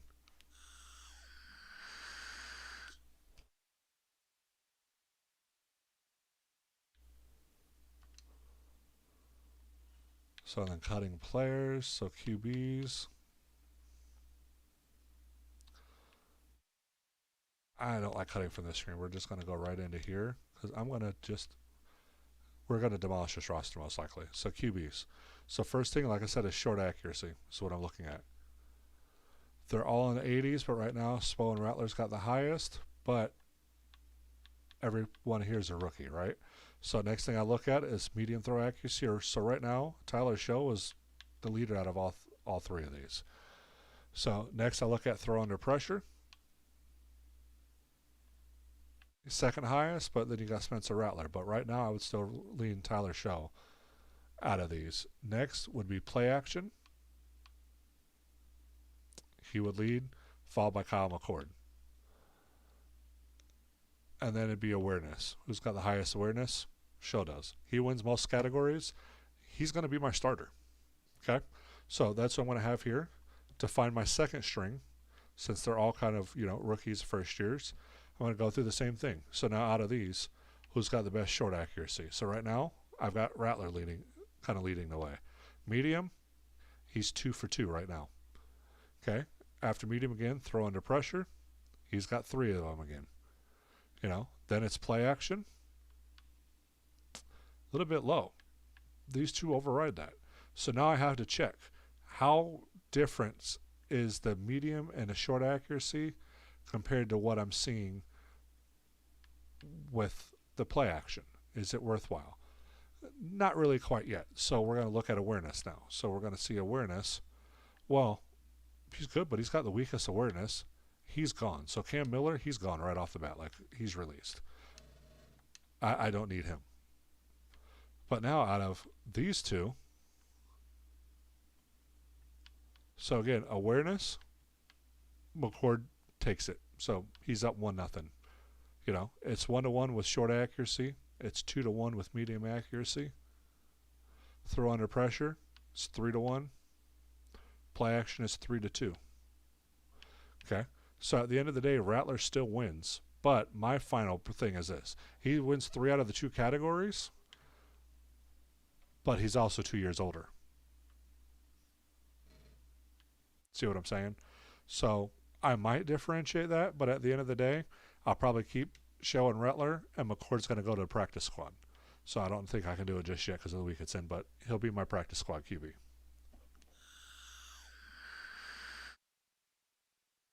Running backs. I'm going to start Kendre Miller, I think. And I like Davis Price. Steve and Neal, I'll tell you right now, both these players, I can't believe we have Neal. He's a rookie, so I'm going to let him ride just because. But I don't have a penalty for getting rid of him. There's no savings, no nothing. This guy is gone because I want Miller. Kamara, we're going to figure something out. Hall, he's gone too. So that's the 4 that I'm going to lean on right now. Fullback I've got. My wide receivers, I never have more than 6. So, getting speeds. Polk, not a big fan because he's only an 89. But I'm going to let it slide for now because I want to get younger. So like Pettis is gone. Okay. So the oldest I have now would be Valeli. And then I've got Jalen Polk, who's a tad slower. But when I look at short route running and medium route running, let's see what we've got. So short route running and medium route, they're 2 different on each. Polk's a lot younger. Well, not necessarily a lot younger, but he's a lot younger. You know. So honestly, I would feel better with Polk as my number 2 than I would with Valley. Let's see. Catching traffic.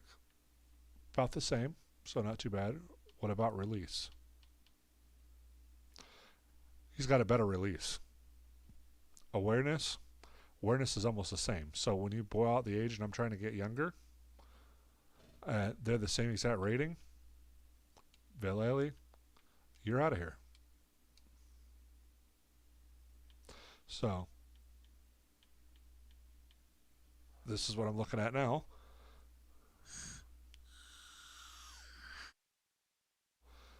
So same thing. I'm just going short route running. We're going to find our lowest because I only want 6 and then 1 for practice squad. Or I might send 2 to practice squad if they're both eligible. But right now, let's see. You've got Mason Tipton with these as the lowest. But when you get to medium route running, Means and Cornelius Johnson's the lowest. Catching traffic, Tipton's the lowest. Release, Tipton and Means. And then awareness. Cornelius Johnson, real low. Tipton, low. So based off of that, Cornelius Johnson is gone.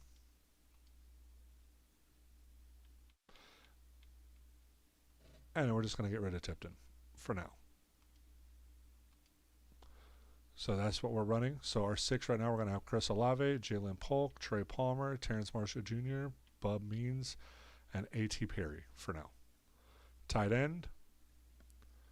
Short route running is most important to me. So just off that, because I need to make cuts, this guy's gone. And I only keep 3. So now I've got 2.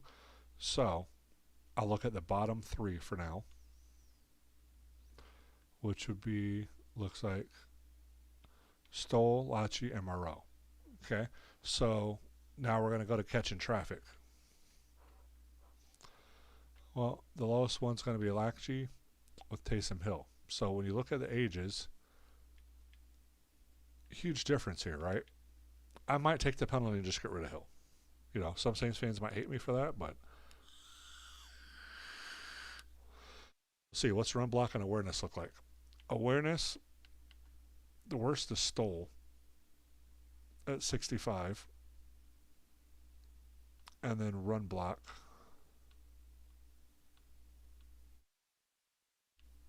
The worst is Lachi, who's a rookie, but still. But when you look at that, I mean, they're all just so bad. But honestly, awareness matters more than run block to me as far as that goes. But they're both up there, 6'4", 6'6". Taysom Hill, he's gone just because of height. I'll take that penalty. It is what it is. Actually, it's the only one at 6'6", So if I have to pick one of the two, plus he's older, we need to get a little bit younger. They're about the same rating. We're just going to go ahead and get rid of Stoll, just so I can get some height in here and see if I can make something out of him for now. We're going to need a left tackle, it looks like.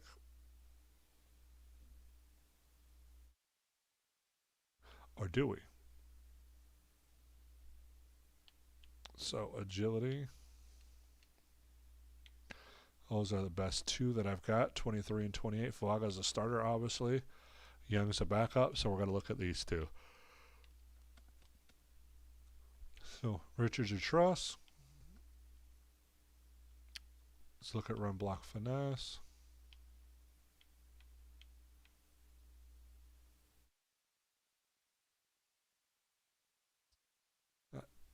They're all pretty bad, but awareness.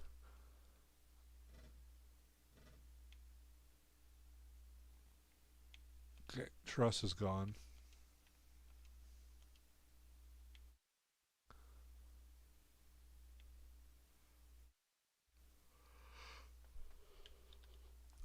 And I'm going to move Richards to left tackle.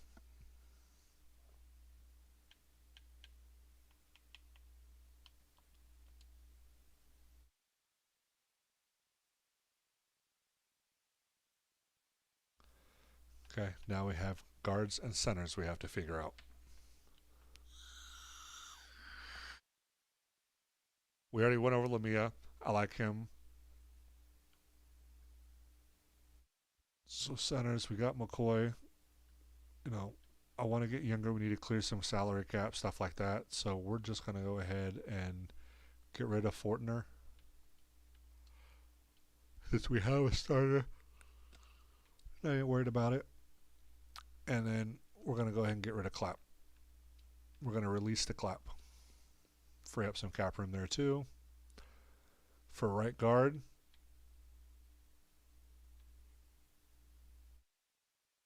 we've got these rookies and all that, but they're just so bad.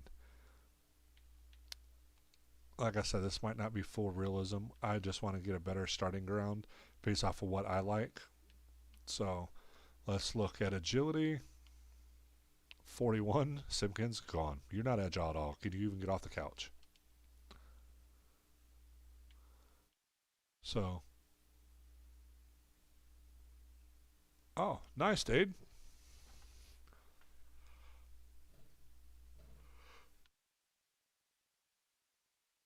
Agility, 61 to 67.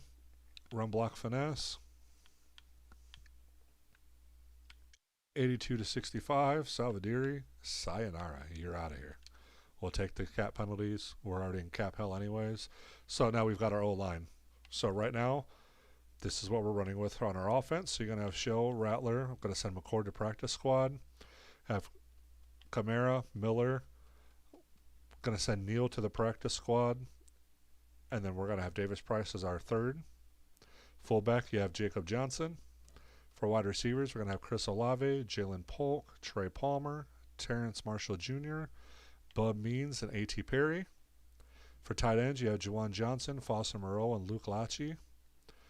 For left tackles, you're going to have Kelvin Banks Jr. and Asim Richards, Dylan Raduns, and Satoa Lamuya.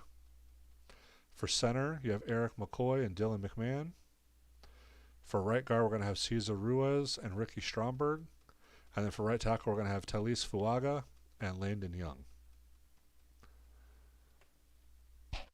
I feel you, Dade. I'm glad they work for both of them. Now on defense, you've got Chase Young, Cam Jordan, Mohamed Kamara. Okay, I only keep two. And I'm going to tell you right now, 36-year-old and not a starter anymore, and you're eating up that much of our cap. As much as I know people love Cam Jordan, and he's great to be on this one, I'm going to trade him off for picks. So let's go ahead and trade away. Let's see what just gets offered. So I'm not going to take Gibson. He's older, so I think we can get a fourth out of it, which I think might be kind of fair. Patriots are in win now mode right now with their record in real life, so I have a feeling they'd do a trade like that if they needed it. So we'll see if we can just grab their late round fourth. It's done. And I know I probably can get more, but like I said, I'm not big on doing trading. I'm just, I'm trying to get this team younger and get rid of some of this cap hits. So we got Young. We have Kamara for number 2 that we can work with. For right edge, Granderson and Rump, we're going to work with that. D tackle. Okay. You guys remember what I told you for I look for in D tackles? The very first thing I look for is acceleration. So our best one is the lowest. He's also one of the oldest. We're going to go ahead, same thing, we're going to trade him away.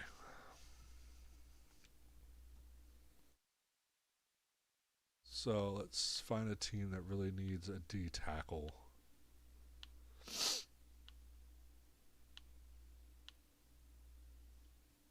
I would almost say the Texans probably need a D tackle. I can't. Let's see who they have at D tackle. That's what I thought. They're all older players. You got Rankins, Fakoxy, and Settle Jr. They don't really have anything upper tier. He'd be one of their starters, most likely starting 3. So same thing. Let's see if I can get a 4th round pick out of it.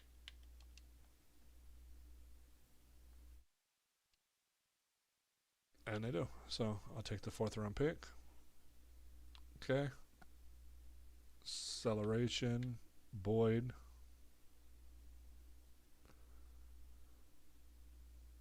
I only want to keep 6. So, and I'm not going to keep trading. So we're just going to release Boyd.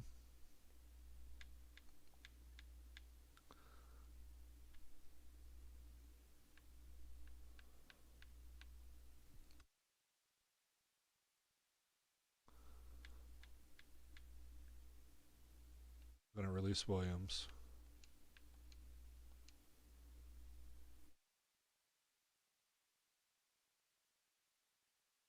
And actually, we're only going to keep 5, and I'm going to get rid of Bullard.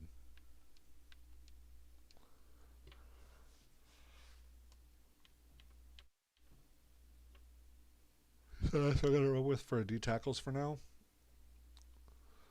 For Sam,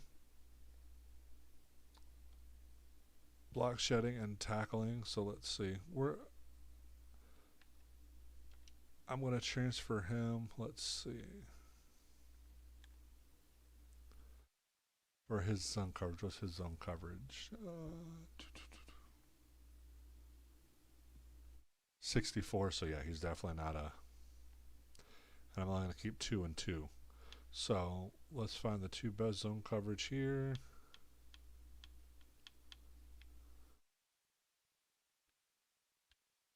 Warner and Stallberg. I'm out of where it is. Really low.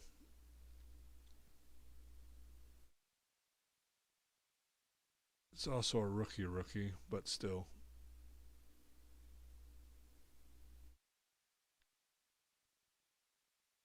Jalen Ford. We're going to send you to a Sam position, and I'm going to compare you with him.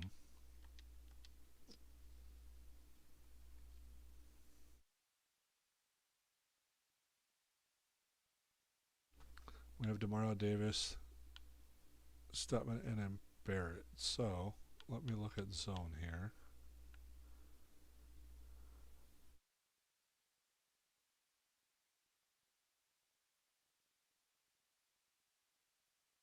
Pretty good. Awareness played good. Play rec. It's okay. Tackling. Speed. It's going to be a backup. So what we're going to do is send Stutzman. We're going to send you to Will. Since Will and Mike are pretty much the same. Stallberg, we're going to get rid of. So we're going to have Warner and Stutzman, Davis and Barrett, Takati and Ford. For corners,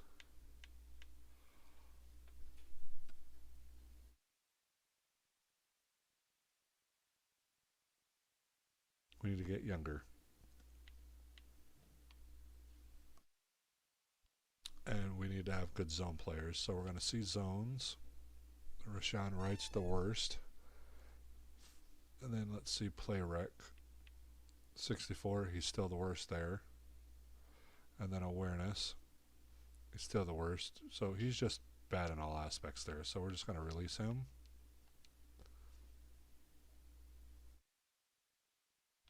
Get rid of one more. You're the oldest.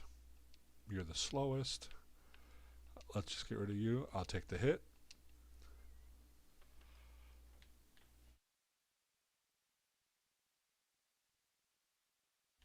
Oh, we had Davis there. I forgot. Well, Michael Davis is actually decent. So free safety, I have 2, so that's fine. Fuller's older, but who's better out of these guys? So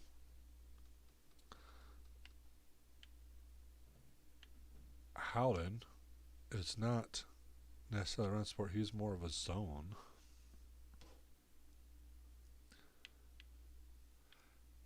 $77.73. 73, yeah. So we might switch Reed.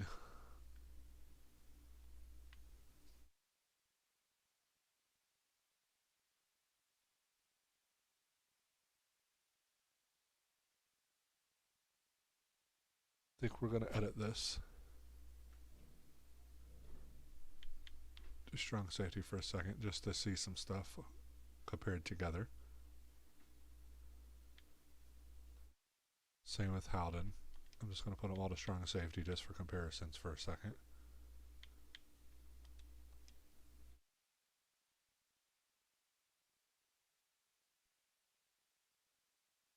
Alright, so the number one thing we want to look at is zone coverage. So they're all 73s except for Burgess. So we're going to send Burgess back to free safety. Get him out. He's not going to be an option.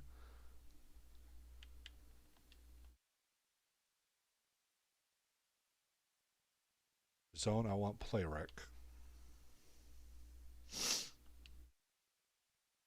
So my top is Reed and Blackman. Our lowest is Howden. So we're going to send him back to free safety.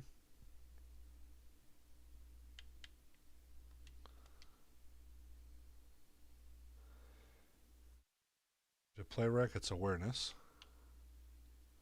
So my lowest on awareness is Fuller. So we're going to send him over to free safety.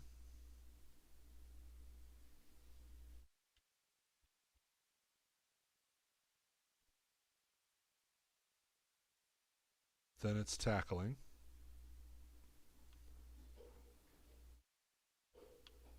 And tackling, the lowest is sinker. So we're going to send him over to free safety. So there's our 2 strong safeties for our rotations.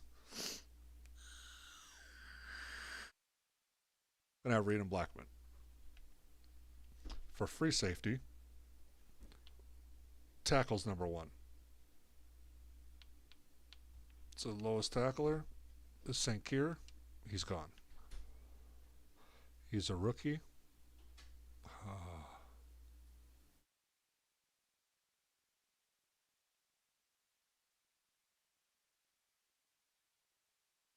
Let's see. Next is Pursuit. If he's the weakest in all of them, we're going to get rid of him. I don't want to really get rid of a rookie, but no, he's not the lowest. He's one of the best in Pursuit. So it's Howden or Burgess. So since he's a rookie, we'll keep him. We're going to look at, and Howden's young too, so we're going to look at Burgess and Fuller. We'll see which one of these 2 we get rid of. So for tackle, Burgess is the worst on that. For Pursuit, Burgess is the worst on that. For play rec, Burgess is the worst on that. For awareness, he's the worst. And then on acceleration, he's the best, but only one, so we're going to get rid of Burgess. To keep a rookie, and Howden is okay. We'll keep 3 for now. That's free safety, strong safety. Kicker, accuracy. Cotty's better. We're getting rid of Smith. And then punter. Accuracy's the same. Power's about the same, but Burnip's the oldest, so we're going to get rid of him. And then long snapper. 3 to 70. So obviously we're getting rid of Ferguson. So that gets us to a starting range for now. And give me just a second and I'll be right back.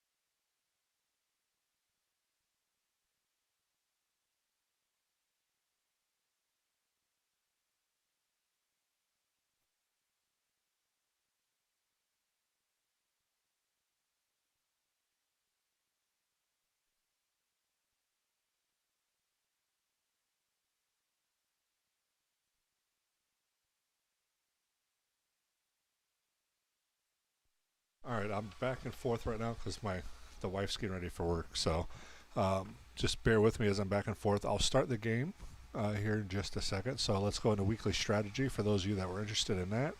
So this is preseason. So do you guys want to see preseason, or should I just fast forward to regular season? Let me know in the chat what you guys want to do.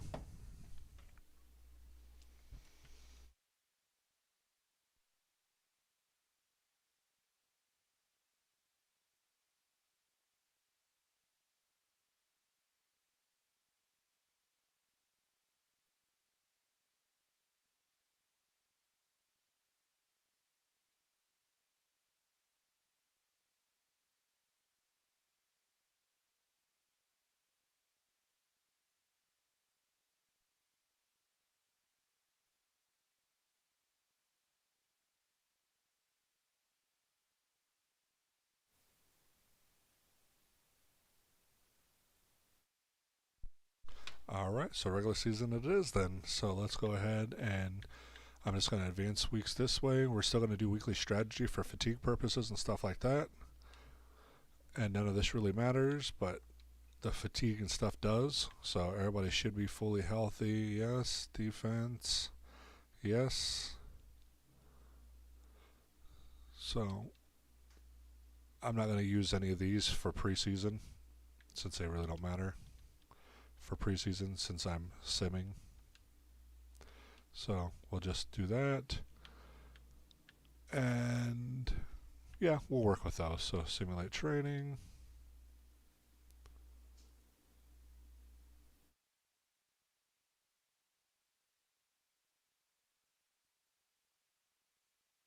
Well, advanced week will upgrade at the end of preseason all the players.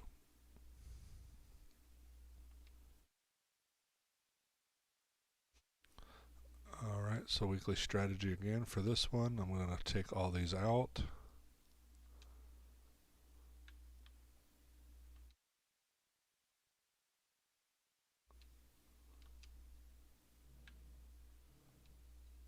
Well, yes, I want to continue with empty slots since we're just simming.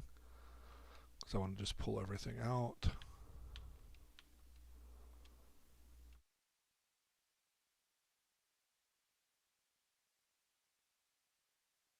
The X again.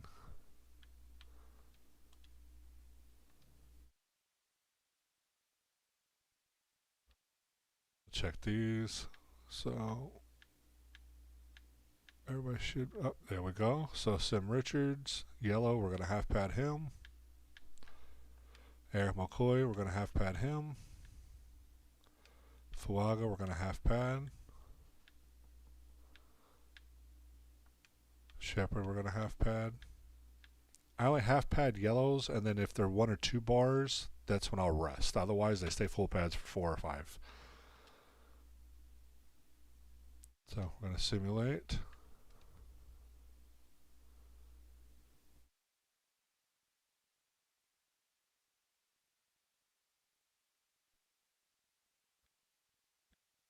Advanced this preseason game as well. Looks like we lost to the Chargers, 23 to 16 or something like that.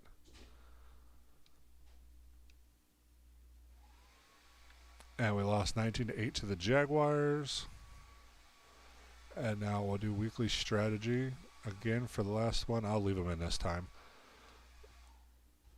And now let's see if we need to rest anybody this week. No, nobody looks like got hit too much on the offense. Defense, we're going to half pad Shepard and half pad Breezy. Okay. Simulate training.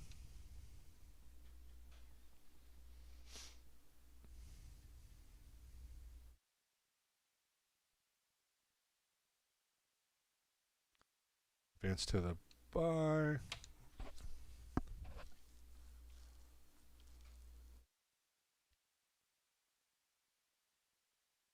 Alright, so we need to cut through plays. We are going to check free agency really quick just to see if I see any names that I want to pull up real quick. So QBs.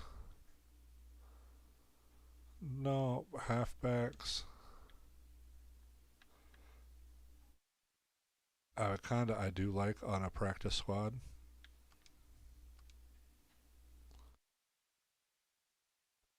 Fullbacks.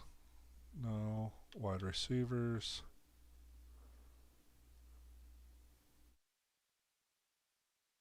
I do like Tyler Scott. We're going to assign Tyler Scott to the practice squad.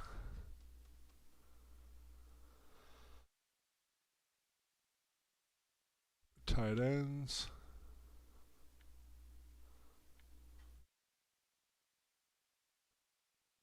No, we're good. Left tackles. We're good. Left guards. We're good. Centers. We're good. Right guards. We're good. Right tackles. We're good. Left edges.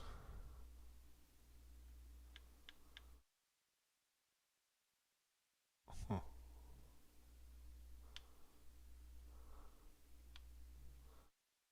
Let's see real quick for left edges.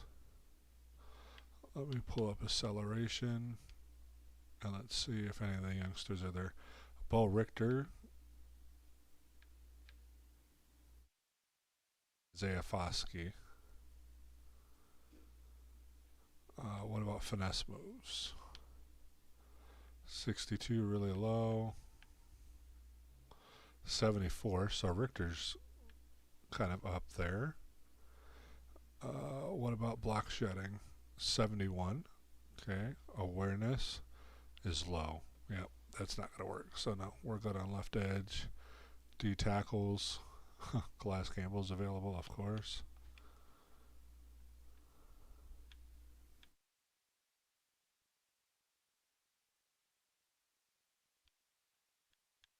Bobby Brown's available. Huh.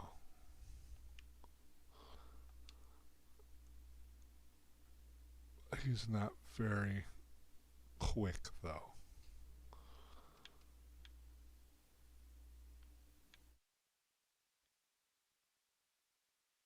Yeah, he's not in the 80s, so. Jomo is, though. Jomo and Morris. Yeah, we're good on D tackles for now. So edge, same thing. Acceleration.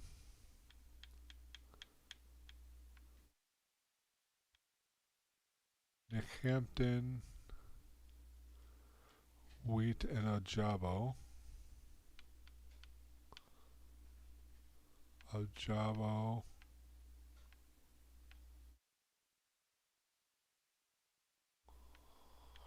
So Ojabo might be the only one I look at.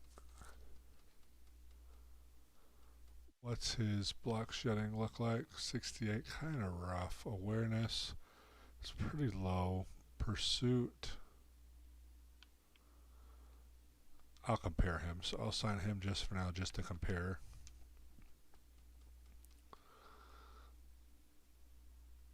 Let's see, Sam, we're good.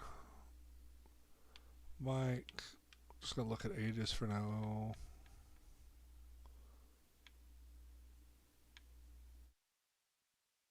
No, I think we're good.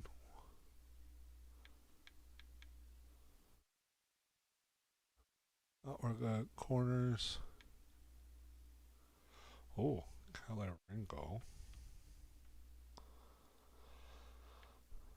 So, let's check zone coverage on all these. Yeah, that's what Calaringo's a 75. Let's see, play rec. It's a little low at 66. Awareness, 68. Speed, it's 94. And then press, 75. But he's still really young.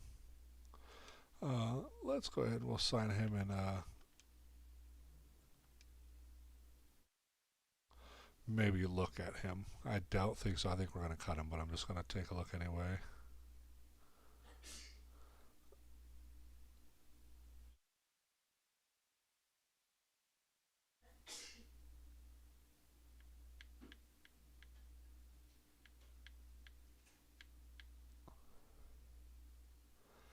I don't think we're good there.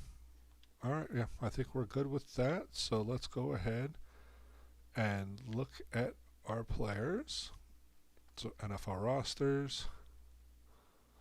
QB, we're going to send McCord to practice squad.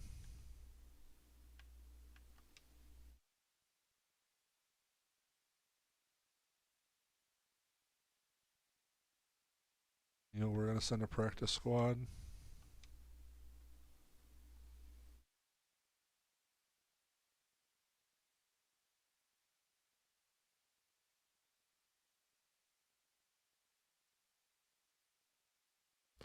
So out of these, so acceleration, Ojabo wins on that. Finesse moves, it's about the same. Block shedding, oh, big difference. What about awareness? He's got a higher awareness though, which goes a long way. And pursuit, the same. Let's see, big difference in speed. We'll get rid of rum for this one. So we'll release. D tackle, we've got our 5, 2, 2, 2, 2, 3, 4, 5, 4, 6. Let's see, older.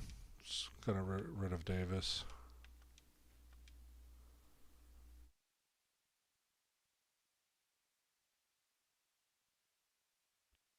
How many more do I need to cut? One more player.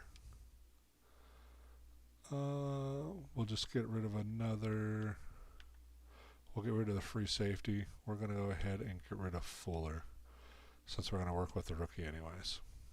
Okay, so let's upgrade players. Stutzman. We need to upgrade their pass coverage. Let's see if we get anything good out of this. +2 awareness, that's good. Tackling and zone, that's nice. Whoop. Closed out. Chase Young. Speed. Looks like we got +2 to tackle and +1 to awareness, finesse, and hit power. That's good. Elise Fuaga, we're going to increase his agile. Oh, 5 upgrades on this one. All +1s. Run block finesse, run block, pass block finesse, awareness, and acceleration. So that's a perfect upgrade for us. Calvin Banks. Agile. Alright, so we're going to get +2 to awareness, impact block, pass block, finesse, and run block. So some okay ones in there, but nothing that's really useful that I look for. Cornerback, we're going to upgrade his zone. Hope we get a zone in there. Pretty good. 3 zone and 3 tackle. Nice. That's awesome. Cardi, always do accuracy. And we got 1 accuracy on that one.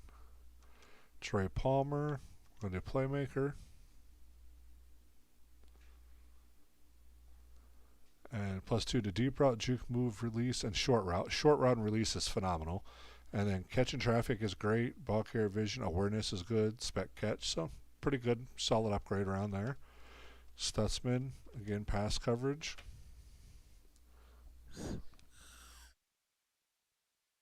Perfect. Awareness and zone coverage, I'll take that all day long for a Will. Ambry Thomas, we're going to upgrade zone. That's play rec, press, and zone coverage. That's a good set of upgrades. I'll take that. That's good. Spencer Rattler, going to upgrade field gen because we want to get short route really up there. That's the big thing we need to get. Awareness, throw accuracy medium, and throw accuracy short. So that's perfect. Those are all 3 things we need for our QBs. Jalen Ford, our Sam, is a run stopper, so we're going to upgrade that. Block shed, play rec, and tackle. Phenomenal. Running back, Jane Davis Price. We're going to do elusive. Alright, got ball carrier vision, break tackle, juke move, and spin move. Kai Kroger. That's going to be accuracy. Awareness and kick accuracy, okay. Toa, we're going to pick agile. Hopefully get another run block finesse in there, and we do. Run block finesse and pass block finesse, +2 on each. Perfect upgrades. Michael Barrett on our Mike backer. We're going to need pass coverage upgrade for him. It's man coverage, play rec, and zone coverage. So play rec and zone coverage is good, especially the +3, +2 there. Lackey, our tight end. Possession. Hopefully we can get a short route on here. Medium route, release, and short route. Sweet. +2 to medium and short, and +1 on release. So that's awesome. And a Sim Richards. We're going to do agile.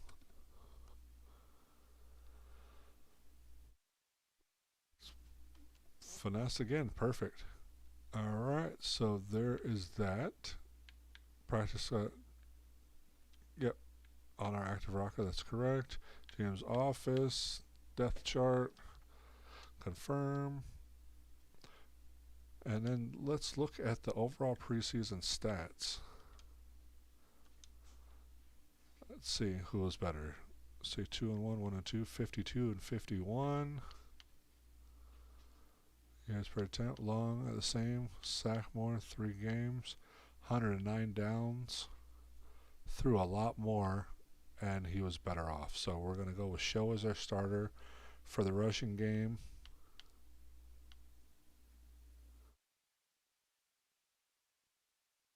I guess they didn't do rotations at all in Sim.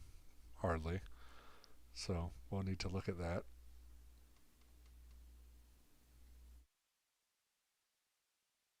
Okay.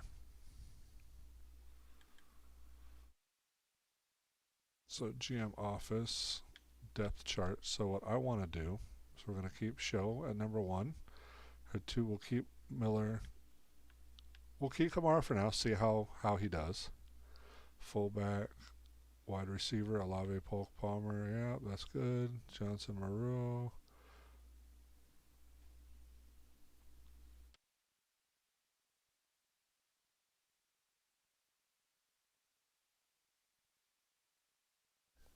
Young and Granderson. With Shepard, Breeze, and Cromartie. That's perfect.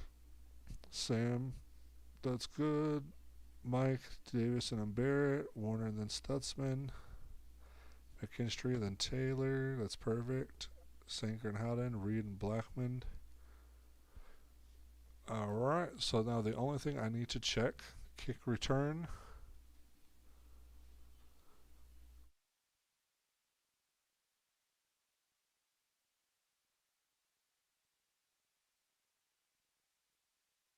I'm going to do Palmer at number 1 on kick return and on punt return.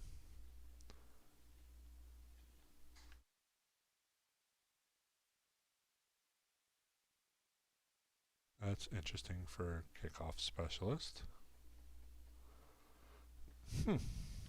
Yeah, we're not going to do that though. That's crazy. So we'll do that. Now running back. That's good. Gadget player. That works. Power. That works. That's why there's not much rotation, but it should start getting some. Palmer at the slot. That works. Alright, so we are ready to advance to week 1.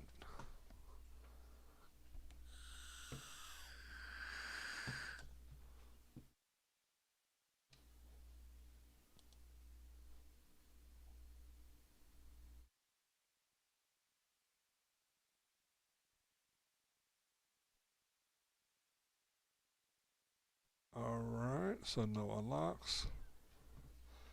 Alright, so we're going to choose the draft class. We're going to do auto-generated. We're not going to look into it too much.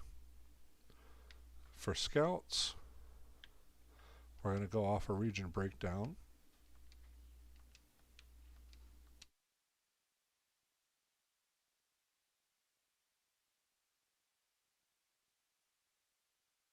So nationals, tackles, D tackles, and corners. We have a couple good corners. Our D tackles, I think we need some help on. But let's see what we have here.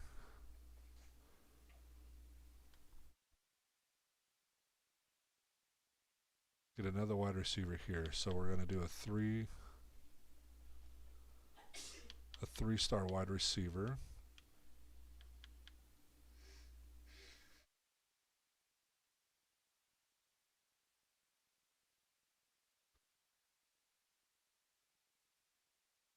So that was northeast and central. Yep.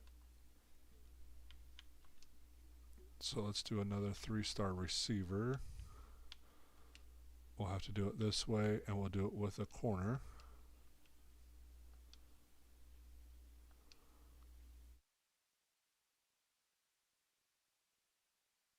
Oh, I'm going to have to do weekly strategy first, so I can get my things in there. So weekly strategy.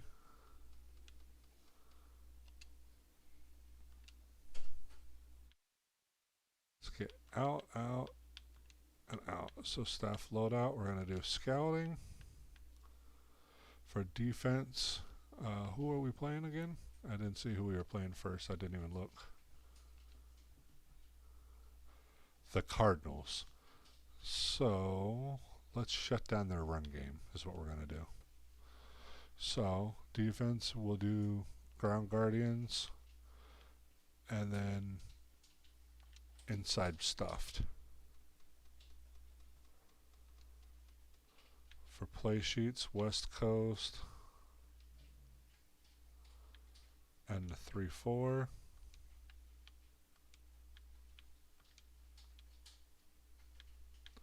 And then trainer abilities.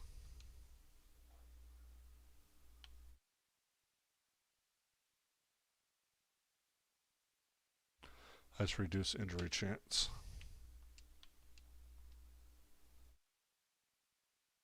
Confirm that loadout. Let's check all these. From leftover from the preseason. Fuaga, we're going to half pad. For defense, half pad Granderson. Alright, and simulate training.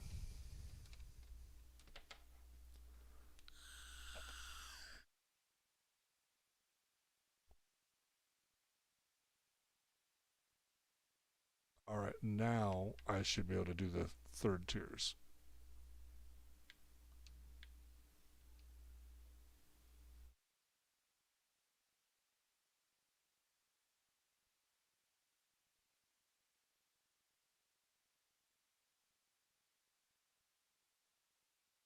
And we want a D tackle, 3-tier.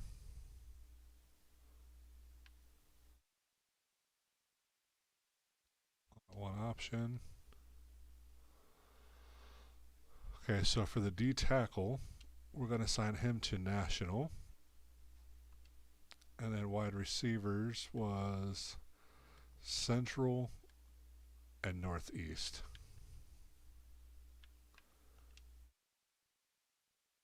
So central and northeast. So then the west, we've got corner and tackle. And I guess we'll do quarterbacks there. So if I can do corner, I don't know if I can do another 3-star. I think I can do one more. So if I can, we're going to do corner. And then QB. I don't think I can do a 3-star, but I might be able to do a 2. So let's get down to QB. Well, seriously? That's alright. Flipped it. It should be quicker this time.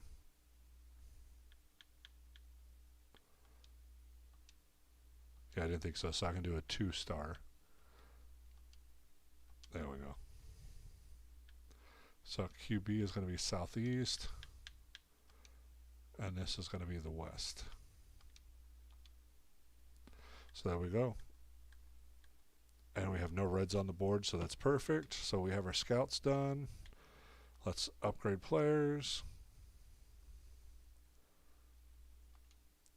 Breezy, we got some more. We're going to hit speed rusher for him.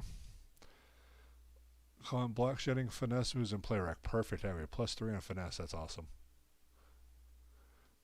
Kylie Ringo. Let's see, man coverage, don't care about. So tackle, zone coverage, and play rack. Okay, that's good. Jonas Sanker, let's get your run support up. So play rack and tackling, that's good. Kroger, our punter again, let's go accuracy. Awareness and kick accuracy. Stromberg, get your agile up. That gets our backup right guard to a 70. And run block finesse again? Yes, +2. And then +3 to pass block, +2 to lead block, and 1 for awareness. And then let's get a short route running hopefully on this one for our tight end here. Short route +2. Nice. We will take that. Alright, and I'm going to step away for a second, but I will let the game play out, and then I'll get back and do my normal broadcast for it. For uniforms, what should we do for the first game uniform? Why isn't it showing it? That's interesting. There we go.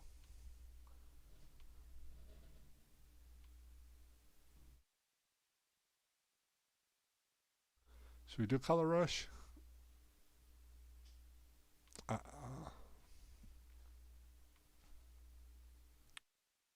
We'll do current home, but we're going to do a solid black and black.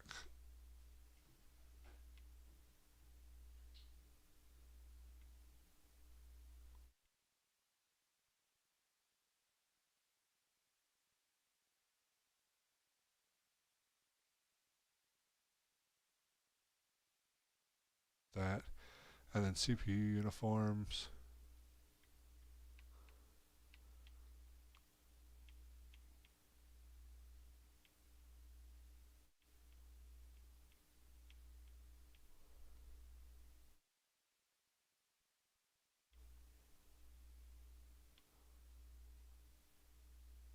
Oh, I guess that's fine.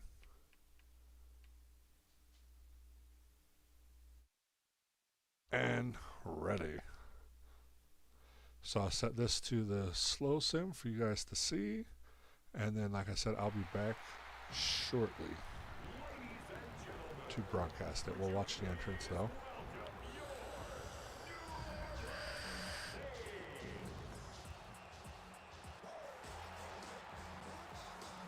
Who that's coming out now. The Saints are marching in for game 1 of the 2025 season.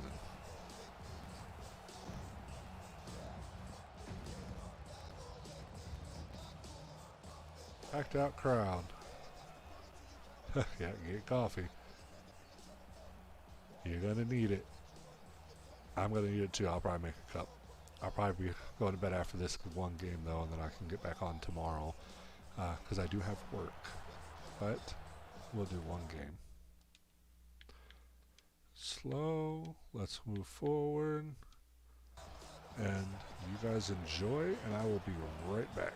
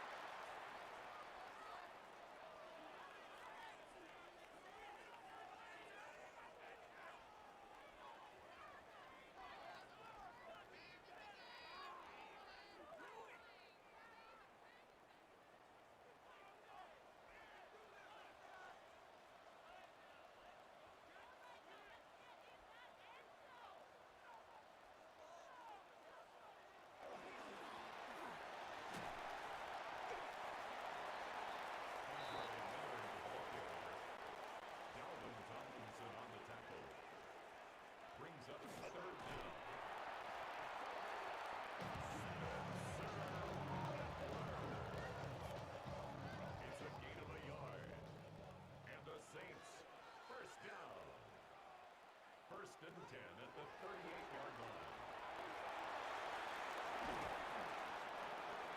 Shot's pass. Complete to number 45. It's a gain of 5. Brings up 2nd and 5 at the 43-yard line.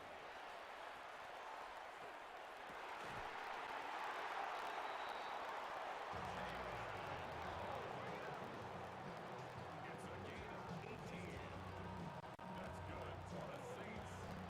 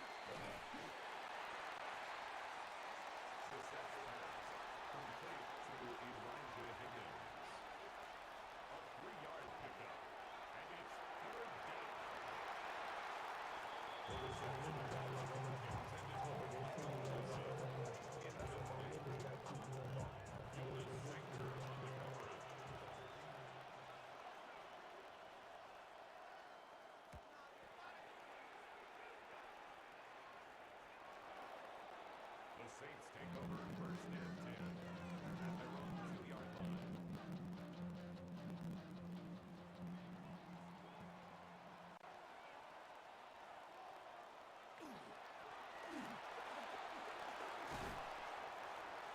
It's a gain of 16 yards. And the Saints, first down. First and 10 at the 18-yard line.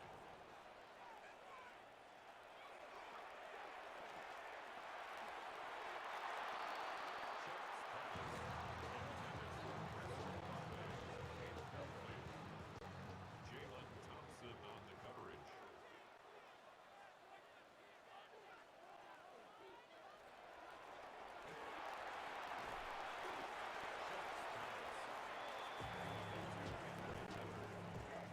A 7-yard loss brings up third down.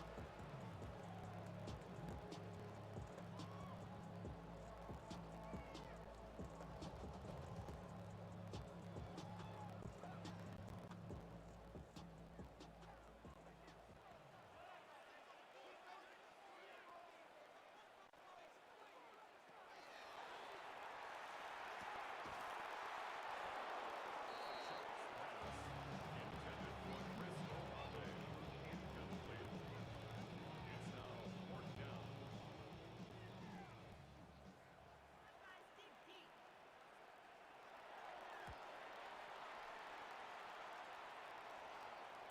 Fair catch, signaled for and taken. The Cardinals take over first and 10 at their own 43-yard line.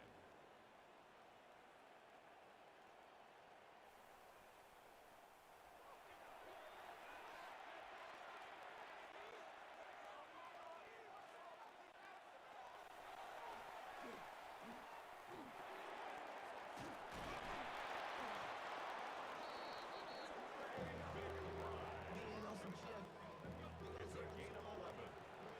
That's good for the Cardinals. First down.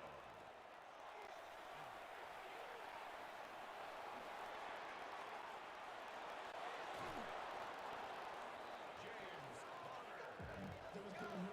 It's a gain of 21 yards. That's another Cardinals first down.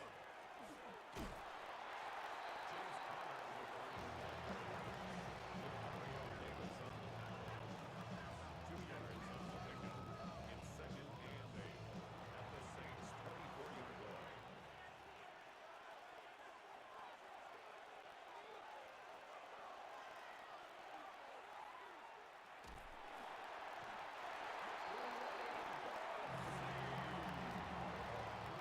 Jacoby Brissett sacked.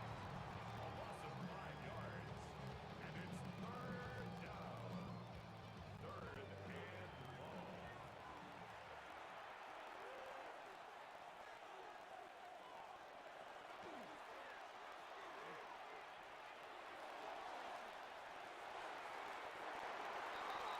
pass intended for Trey Wisdom.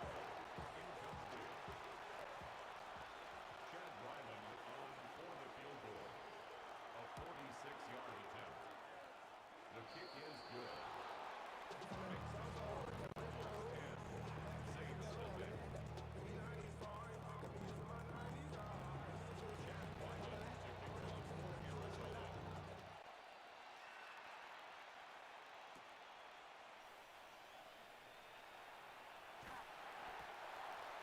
Trey Palmer on the line. The Saints take over first and 10 at their own 29-yard line. All right, guys, I am back. Looks like we're down 10-0 while I was gone. What happened? Was it an offensive or defense score for Arizona?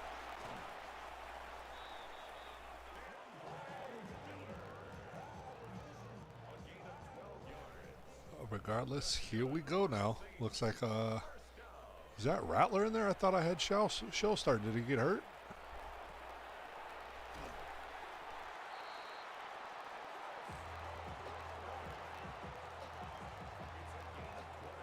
Like Olave with the first down there. So it looks like Rattler's going to be under center in an I formation here. Going to hand it off. And he's going to get a gain of about 2 on the play. That looks like that's Miller up the middle for the 2 yards. And that's going to be the end of the first quarter. And we are losing 10-0 to the Cardinals.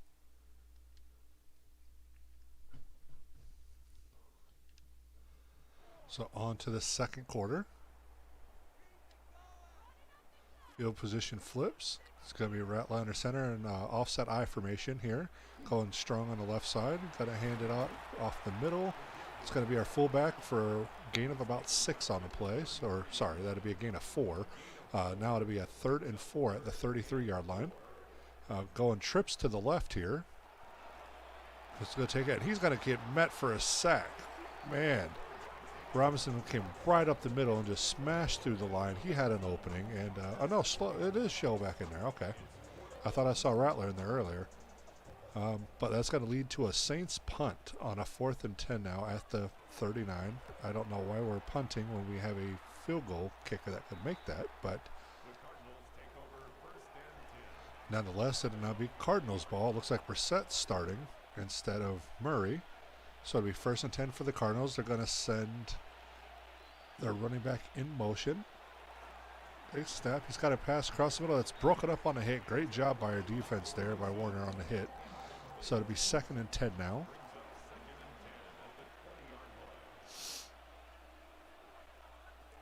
Brissett takes a snap. He's looking. He's got plenty of time. What a clean pocket. And he's able to get it off, but it's going to be a short gain. Gain of about 5 on the play. Great job by Blackman there on the stop.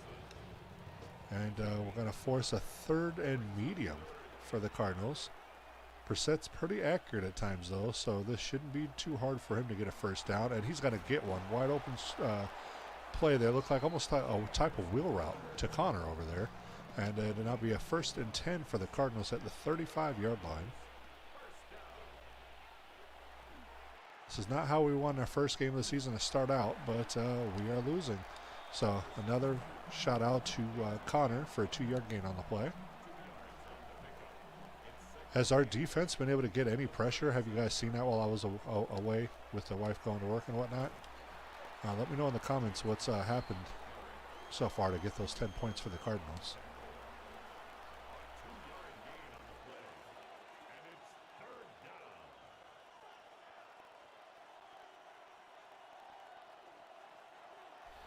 All right, so Brissett's looking. He's got a wide open receiver over the middle, and that's going to be a first down gain right there for the Cardinals. So it'll now be 1st and 10 at the 49-yard line.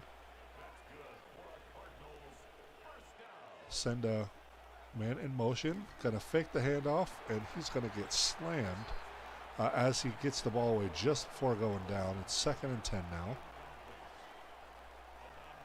Great awareness there by Brissett to get rid of the ball before they got to him. And, oh, what a block over there by that right tackle. And he had to just throw it away. And looks like that tackle got hurt on the play. So it's now 3rd and 10 at the 49. And it looks like the defense is getting some pressure. Not quite getting to him, but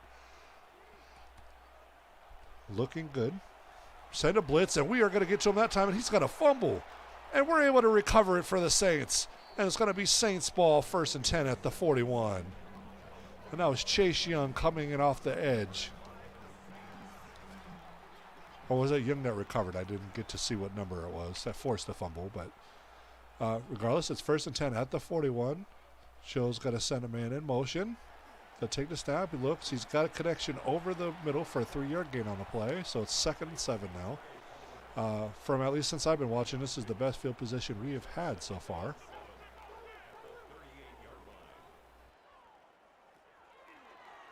Takes it. He's got a beautiful throw right where he can grab it, and Polk comes in with the catch, and that's going to bring us down to a 1st and 10 down at the 24-yard line. So we are knocking on the door of the red zone. Quick out pass. That's a dangerous pass. I do not like seeing that pass. I think that one was intended for Olave. I didn't get to see who that was again over there. I'm still learning all the Saints numbers and players.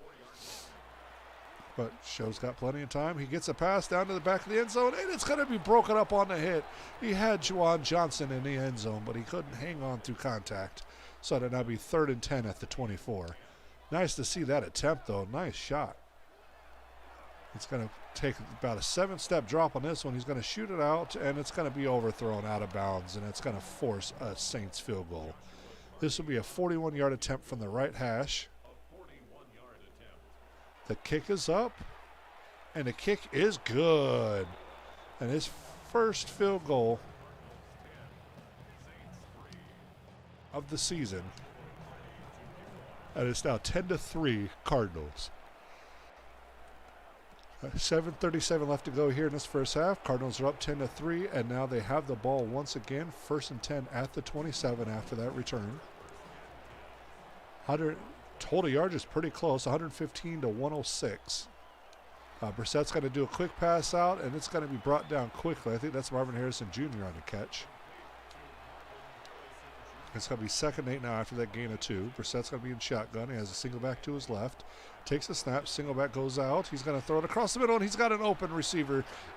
He drops it, and there's an illegal block in the back call. That's going to push him back a couple of yards. It'll be a 1st and 10 again. Back at their own 40. Okay. Interesting. But, okay.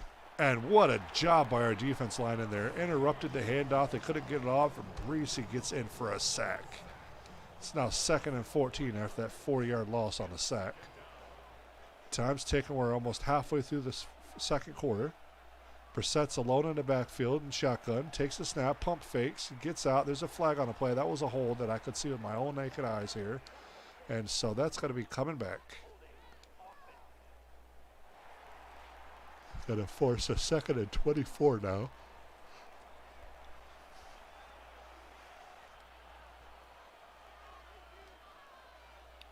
Brissett's going to have backs on both sides. He's got plenty of time in open pocket. There's going to be another flag on the play. This one's holding, and this makes sense. I mean, a game between the Saints and the Cardinals is going to be heavily penalized. They're both got a bunch of undisciplined players when it comes to penalties this season. And it makes sense to constantly see frequent penalties on these drives. But that's going to be a completion, but not enough for even to get even close to a first down. So it's going to be 3rd and 19 now at the 30. So we got a good shot of getting a stop here and forcing a punt. And we're going to get another sack in there. That's the 4th sack of the game. And this offensive line, and this is what I was talking about the play sheets. So if you do the play sheets correctly, this is what you're going to see. It's not that we're breaking the sliders or anything, because there are games out there with 5, 6, 7, 8 sacks. I mean, the Texans alone this year have had a game with 8 sacks. Multiple games. Almost every team's had a game with 6 at least. So sacks are going up there in numbers. And when you do the proper play sheets and stuff, like I said, we buffed our O-line, which is why we're getting lower sacks. And that leads to what we're seeing right now.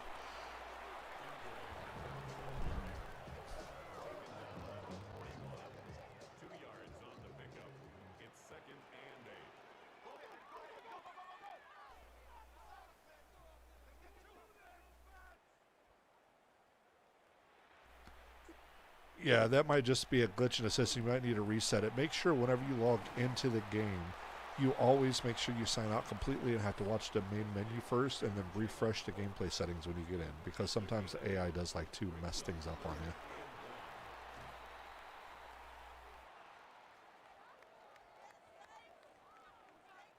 you. This is a recent update I don't know about that's ruined my sliders already, which I don't think there is, but I could be wrong. But it's looking good so far to me on this side.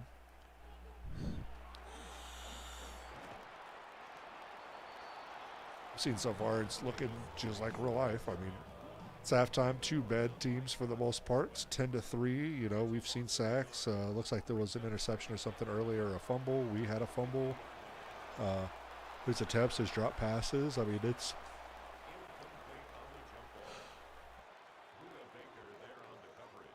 Not every time you start a game, but anytime you turn on your console for the first time, whether you're on Xbox or whatever.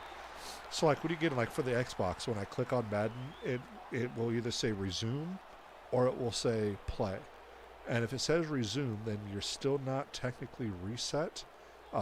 it just kind of saves it where you were at, and you want to make sure, regardless of what you're going to do, I always say to close out the game completely and then start it fresh, and then refresh the gameplay sliders the way I showed in this video earlier every time you first get in for the day. You don't have to do it between every game, but every time you start the your Xbox or your PlayStation, whatever, you'll want to do that. The Cardinals take over 1st and 10 at their own 20-yard line.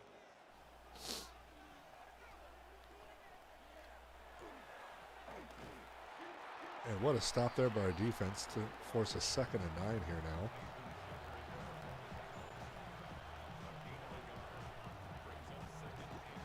So that takes time, and he's chased down, and that's going to be a sack. And you will see higher sacks too. So this is the thing, and this is realistic.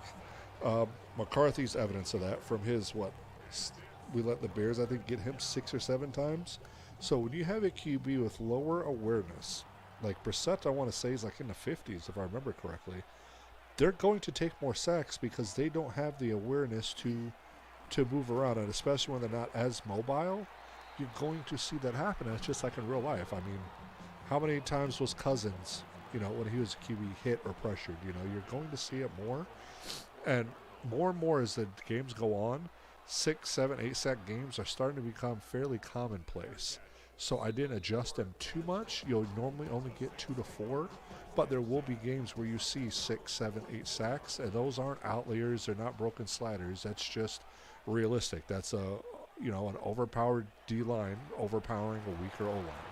So that's like 5-2 right there. And, I mean, both these teams are pretty rough offensive lines. I mean, it's not just weak, it's liabilities. When half your starting O-line's 75 or less, you're going to have issues. So, I mean, the only ones above 75 for the Cardinals, I think, is the center Froyholt, and then their Paris Johnson. And then same for the Saints. I think it's just our left tackle that's over 75. Everybody else is 75 or less. So, I mean, you have O-lines like that, you're going to have sacks. And that's the point of realism. Weak O-lines get abused. And he's got to take it and run for a first down on that scramble. So, trying to salvage some points out of this first half. We got 1:30 to go here in this first half. It's 1st and 10 now at the 44. And airmail it out, and that's going to be complete over the middle to Jalen Polk again. That's his 4th catch, 60 yards in this first half. And he's the leading receiver most likely for the Saints so far. He's going to fake the handoff. Stroll's going to try to run around the edge. Doesn't get far. Gets a gain of about 3 on the play. Wish we'd not be seeing stuff like that. But it happens, I guess. I don't like QB sneaks in the 2-minute warnings. And that was intended for a touchdown, but it's knocked away, so it's now 3rd and 7.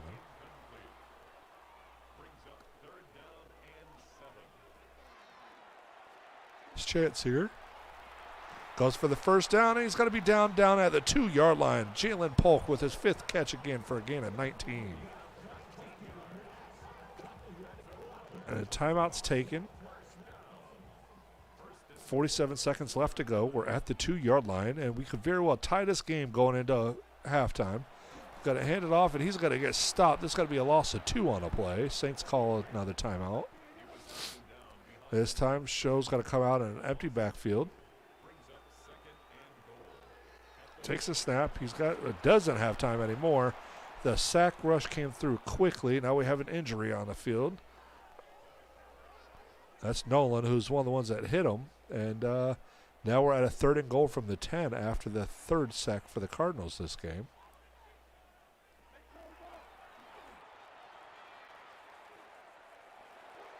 And I don't know where he was throwing. That wasn't even close, and that's got to be a 4th and goal. We're going to go for a field goal now. This should be a chip shot from the left hash, though. This should only be, 27 yards. So this should be an easy make. Kicks up, and the kick is good. So we come within 4, 10-6, Cardinals in the lead. And now 33 seconds to go. They still have 1 timeout. Hopefully we don't allow a big return here, so that hopefully they just run out the clock. And what a juke move there. That was a nice move, but they still only get up to the 29-yard line. So Brissett's going to come out now with 28 seconds. Let's see what they decide to do.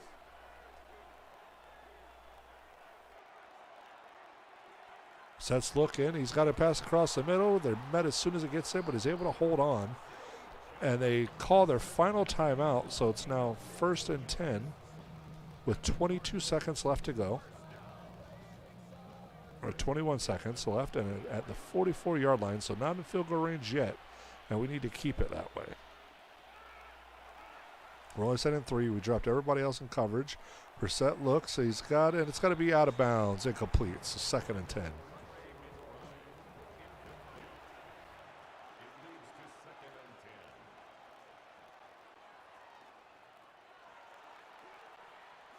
That's got time. And he thought about it, and there's probably going to be a holding play there.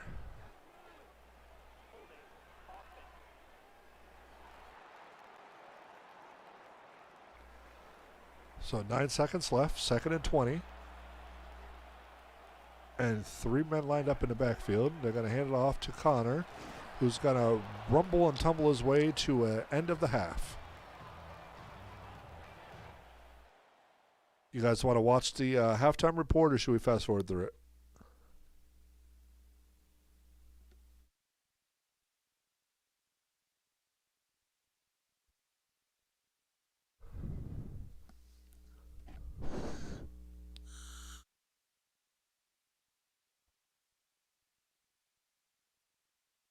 Herbert, beautiful throw. Right on a dime, and look at that. The final 20 of 29, 260, 54 yards and a touchdown. Looks like Mahomes 20 of 33 for 213 and a tutty. Now we see the Cowboys at the Eagles.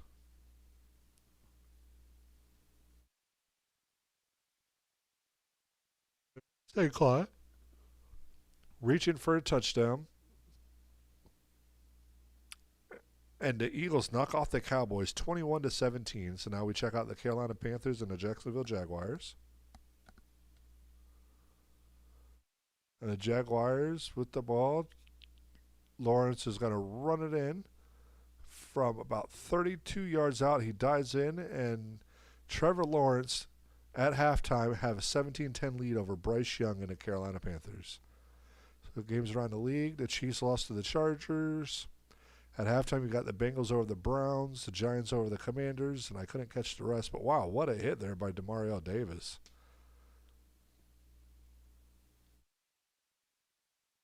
Oh, shook the crap out of our rookie Sankir there.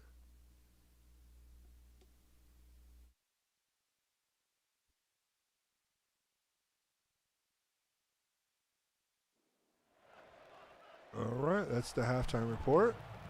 And now we go into the second half. Oh, wow. Luckily, I don't have to press anything. It could still be automatic, so I forgot it does that after the halftime.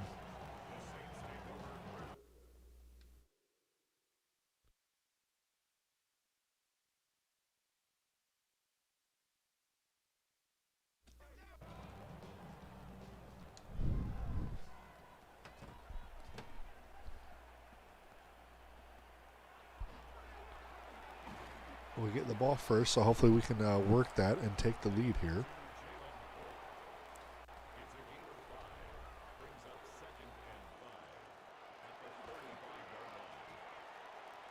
And Tro's going to run it, and he's going to scramble for the first down and more. So it's 1st and 10 now at the 44.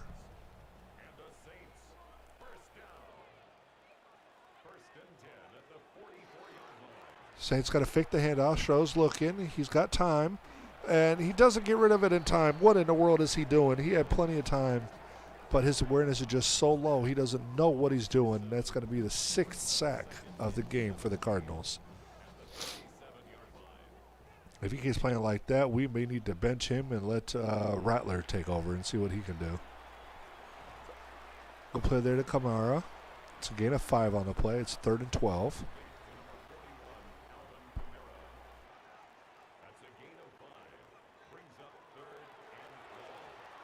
Got time, a very clean pocket this time. He finally gets rid of it. He's got an open receiver there, and that's got to be quite a gain. Down to, what is that, a 32-yard line it looks like? What was that, about 25 yards there? So it'd be 1st and 10 now at the 32. Takes a snap. He's got time again. He's going to try to scramble and it goes down. And that's one thing I don't like is that's going to be counted as a sack. And that's not a sack. He committed to a run. So that it was no longer be exemplified as a sack. It would just be a tackle for a loss, but they're going to count it as a sack in the stats.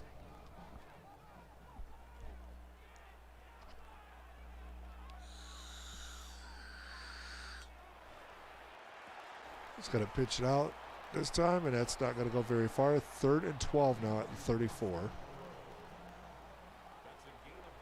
And hopefully we get a first down. Go on, settle for another field goal. He's got time, and it's going to be close to the marker, but it's going to be just short. And now we're losing one of our linemen on an already struggling offensive line.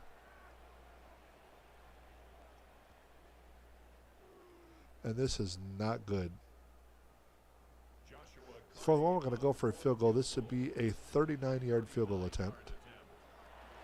The kick from the right hash is up, and it is good. And the Saints are able to pull within 1 after being down 10-0 at a point. It is now 10-9. And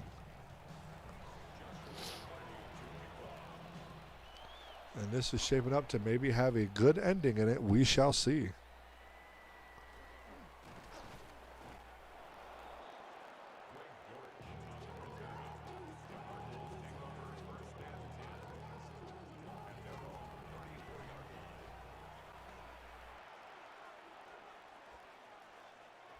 All right, so Brissett takes the snap. 1st and 10 at the 34. He's got an open receiver for a gain of 6 on the play. Great tackle there by Blackman. And it's now 2nd and 4 at the 41.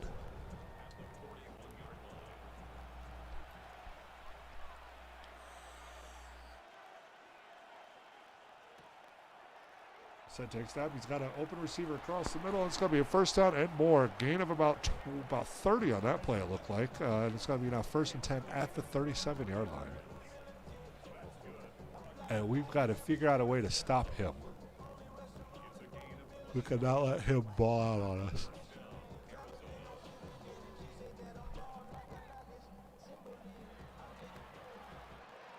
So we pull within 1, and now they're marching right down the field on us. So hopefully we can hold them to a field goal. Great block there. And that's going to go right back. Oh, and what a stiff arm and a spin all at the same time there. Bring up a 2nd and 2 after an 8-yard gain on the play. They're going to come out I formation. Brissett under center. He's going to hand it off to Connor, who's going to navigate his way for a first down and a little bit more. Gain of about 5 on the play. It'll now be 1st and 10 at the 25-yard line.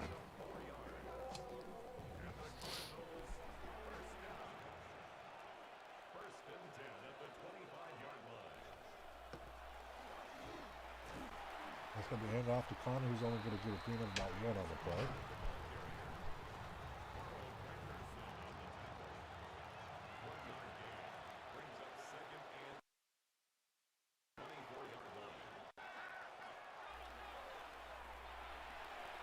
Brissett just throws it out of bounds. So it's now 3rd and 9.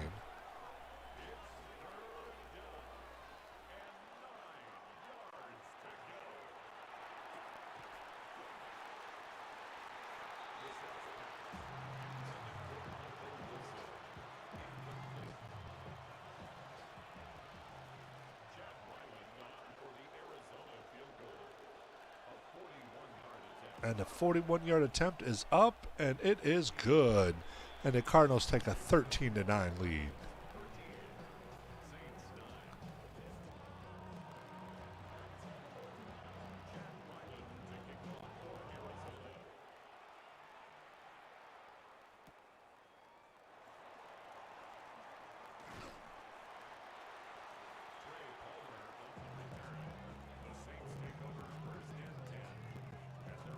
Jalen Polk, 7 receptions for 110 yards on the day so far.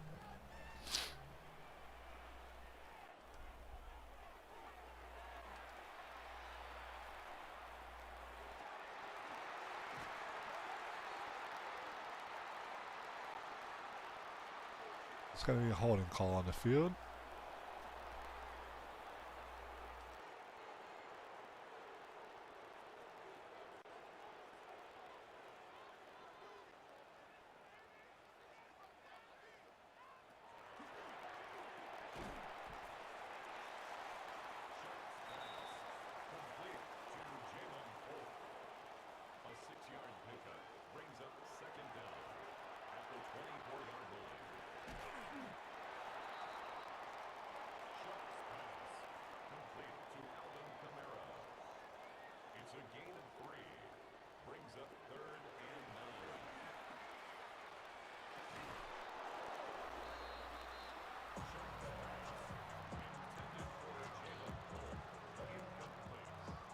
And now we're going to punt after that 3-and-out series looked like. Sorry, I was paying attention. I was in the middle of doing some stat stuff.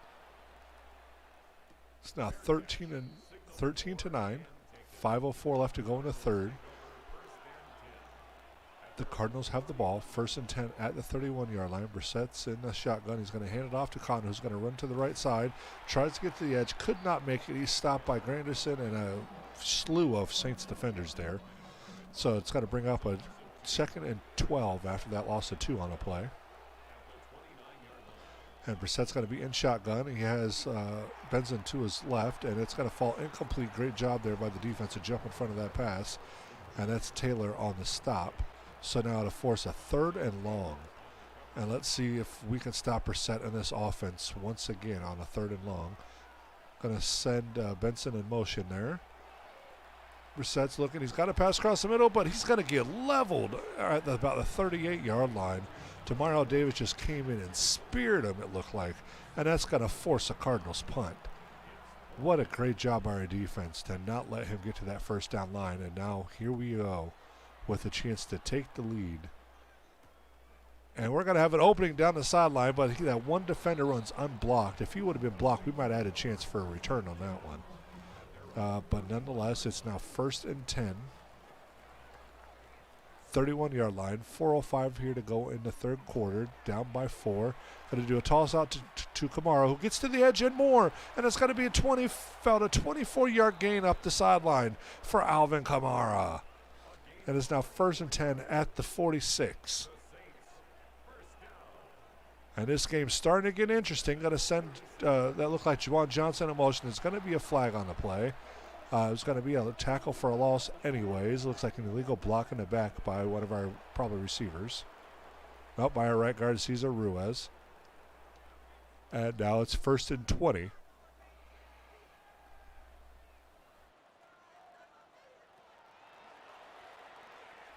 Slows looking. He's got time. Open pocket. He gets it to his receiver. It's going to be a gain of 16 on the play to Chris Olave. And it's now 2nd and 4 at the 40-yard line. Slows under center.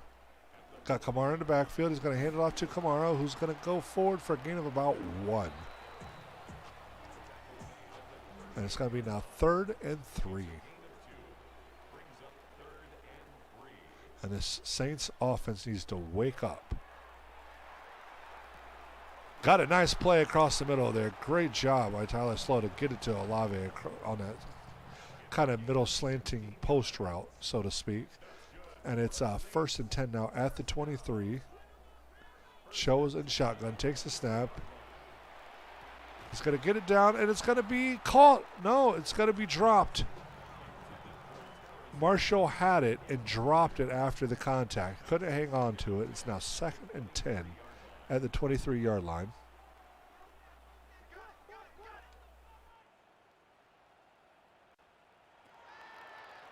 Takes a snap. He's got time. He's going to scramble out. And he's going to go down for a sack. A loss of 5 on the play. It's 3rd and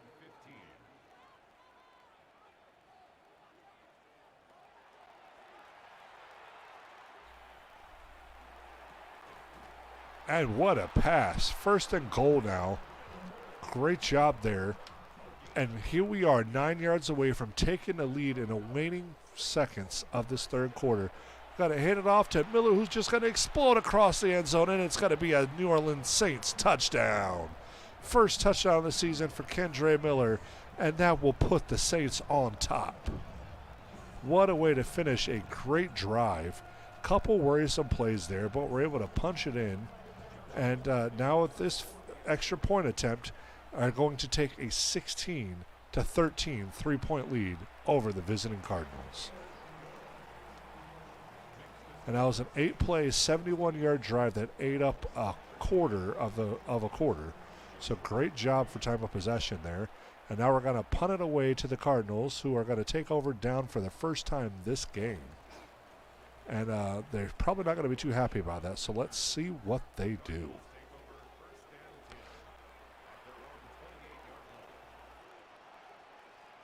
So it's now going to be 1st and 10. Sends it out to Connor, who gets a couple of blocks, gets a gain of about 3 on the play. It's now 2nd and 7.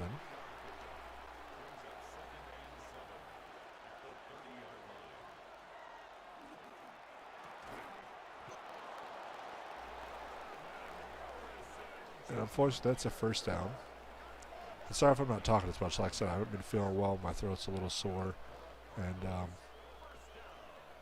yeah, and it's getting late. I'm pretty tired here. You know, I'll be getting up in 6 hours for work. So, and I haven't had any sleep yet. So,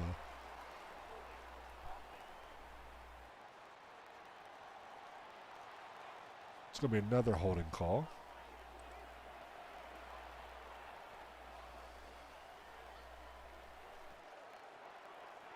So it's got time. We're going to get through for a sack. And that's a 3-sack day for Breezy. And it's now the start of the 4th quarter.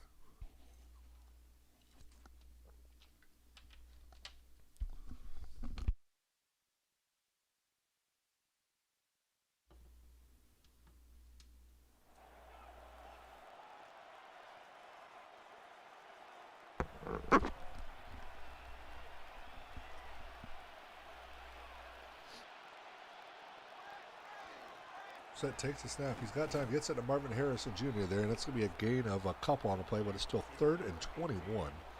So great chance here by the Saints to put a stop to this drive and force a punt deep in their own red zone almost. Brissett's going to get it across, and it's going to be a flag on the play, but that was completed. Jeez. Another holding call.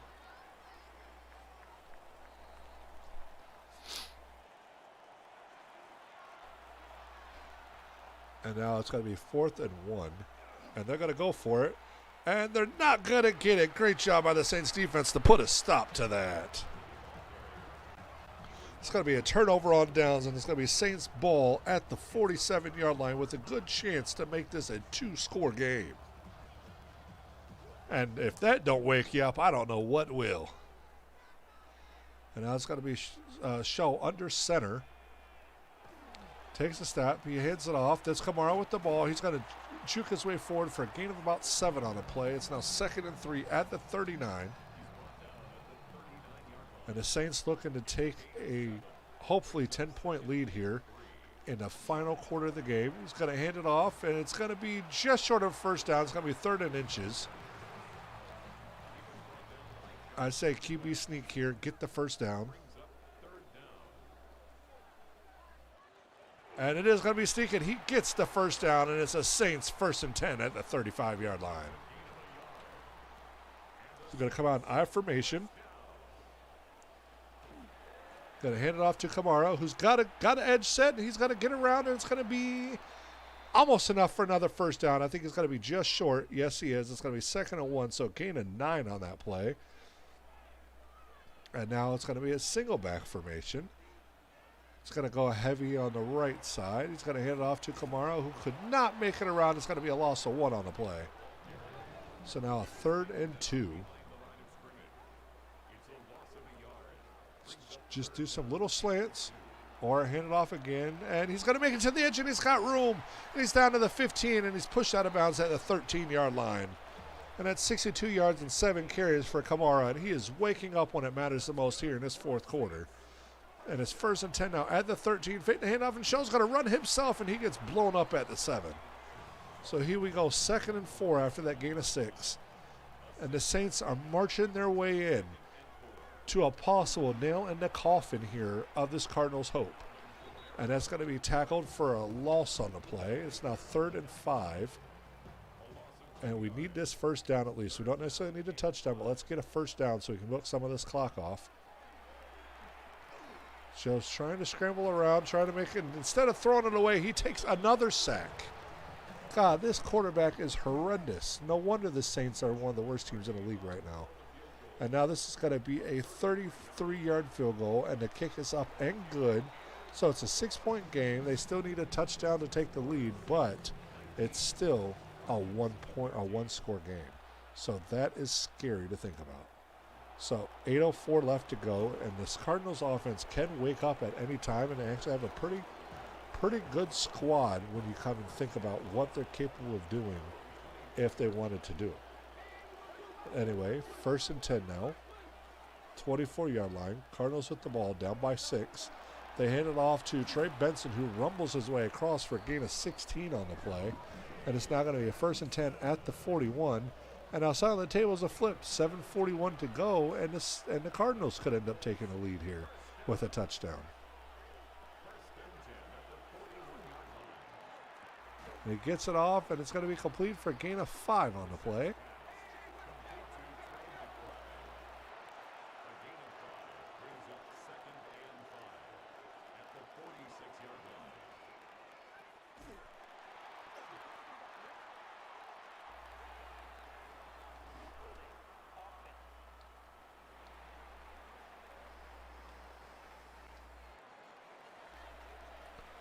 All right, so here we go. 7 minutes to go. We're almost halfway through the 4th quarter. We're up by 6. It's 2nd and 15 for the Cardinals. Brissett takes the snap. He's looking. He gets the pass off, but he's met as soon as he gets the ball for the most part. So it's 3rd and 8 now at the 43. It's obviously 4-down territory in the 4th quarter here, down by 6. So the Cardinals are probably going to go for it, even if we get a stop here. They take the snap. He's looking. He's got time. He gets across to a wide open receiver in the middle. Found a soft spot in our zone and just destroyed us for a 1st down. And now it's 1st and 10 at the 43-yard line.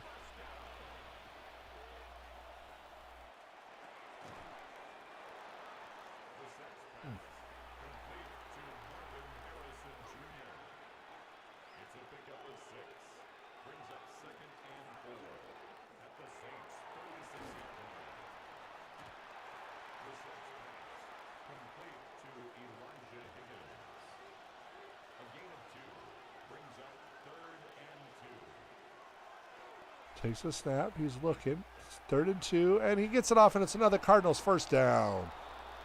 And that's 258 yards on into the air today for Jacoby Brissett. And it's now 1st and 10 at the 18. 4:42 to go, and a touchdown here would take the lead with an extra point. They're going to hand it to Benson, who's going to get across. Is that Benson or DeMarcado? I didn't see the number, but regardless, it's 2nd and 2 after a gain of 8. And this is what I was afraid of. They're going to hand it off to Connor, who's going to rumble across for another 1st down, and it's now 1st and goal at the 6.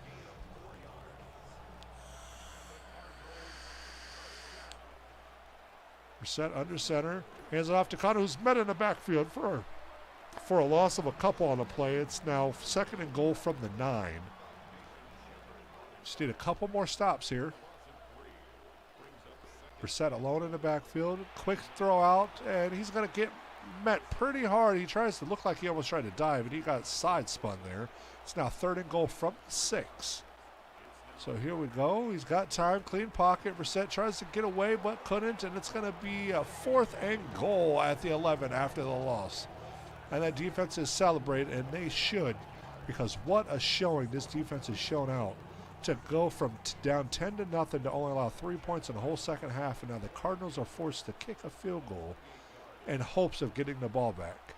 That kick is up and good, and it's 19-16.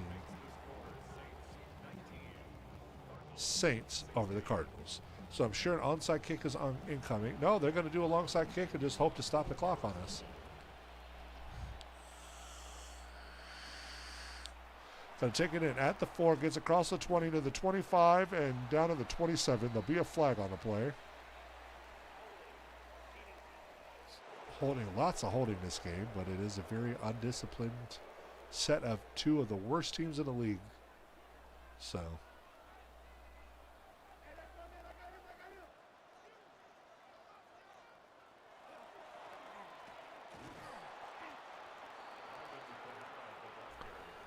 All right, so here we go.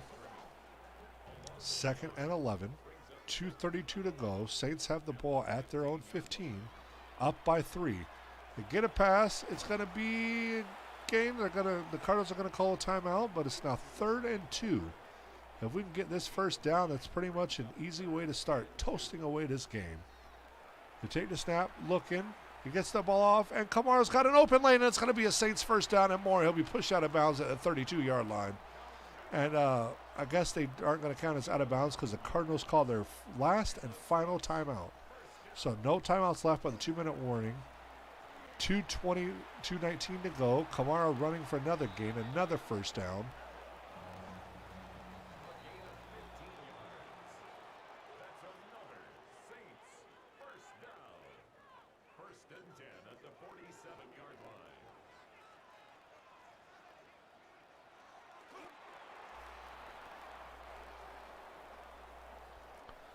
All right, so 2nd and 11 after the 1-yard loss on that play.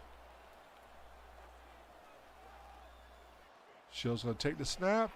He's going to hand it off to Kamara, who's going to put the nail in the coffin pretty much, and that's a 3rd and 1.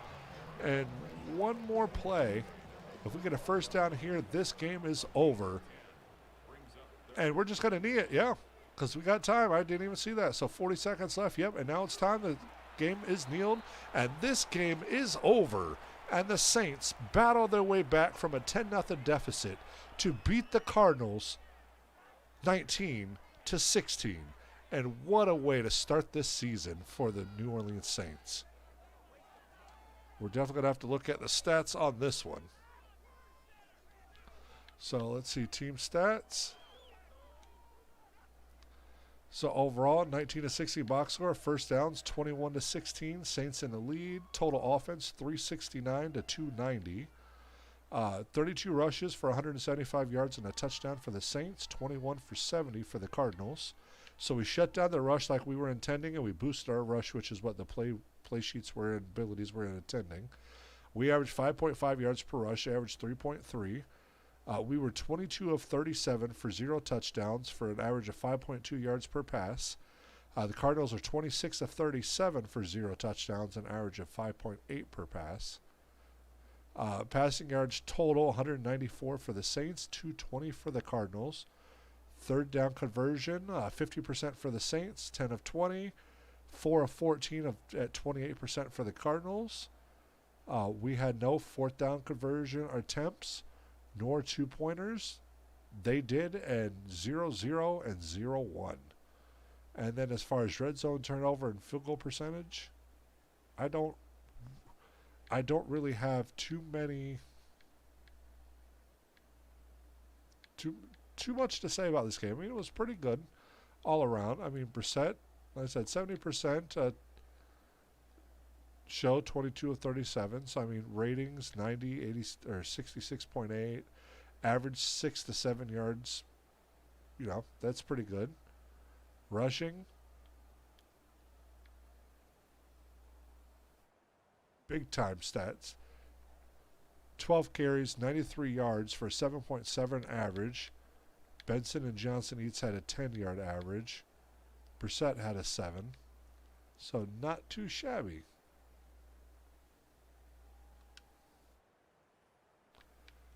And that will be the end of this first live with me, NightKnightSims. So I appreciate you guys for joining me. We're going to fast forward through all this, and we're going to get an upgrade for Kool-Aid McKinstry. We're going to upgrade his zone. That's going to be +3 to zone coverage, so that's excellent. And we're going to go ahead and forward from here to week 2 against the San Francisco 49ers. So, again, thanks for joining this live, guys.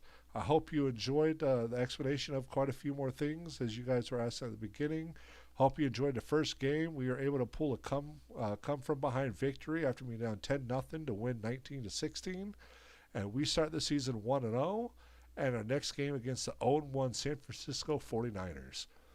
So, if you guys enjoyed this live, make sure you like, make sure you check out the channel and check out our Vikings franchise. And as of today, now that it's after midnight, we do have the Cardinals franchise starting today. It will drop at, I want to say I had it scheduled at 7:30 or 7 o'clock Central. So make sure you guys watch that. Make sure you guys like all these videos. Comment how your games are going if you're trying the sliders and franchises and whatnot. And, really help me out and subscribe to the channel if you really enjoy this content. Make sure you subscribe so you get the notifications and the alerts whenever I post new content. It's going to be Vikings episodes are on Sundays. Cardinals episodes will be on Thursdays. And I'm going to do lives or random videos, all in between. So if you enjoy what you see, make sure you hit all that stuff for me. Likes, comments, shares, all that good stuff. Subscribe. And I will catch you guys either on the next episode or on the next live, depending on what you watch. So have a good night. And as always, Skol.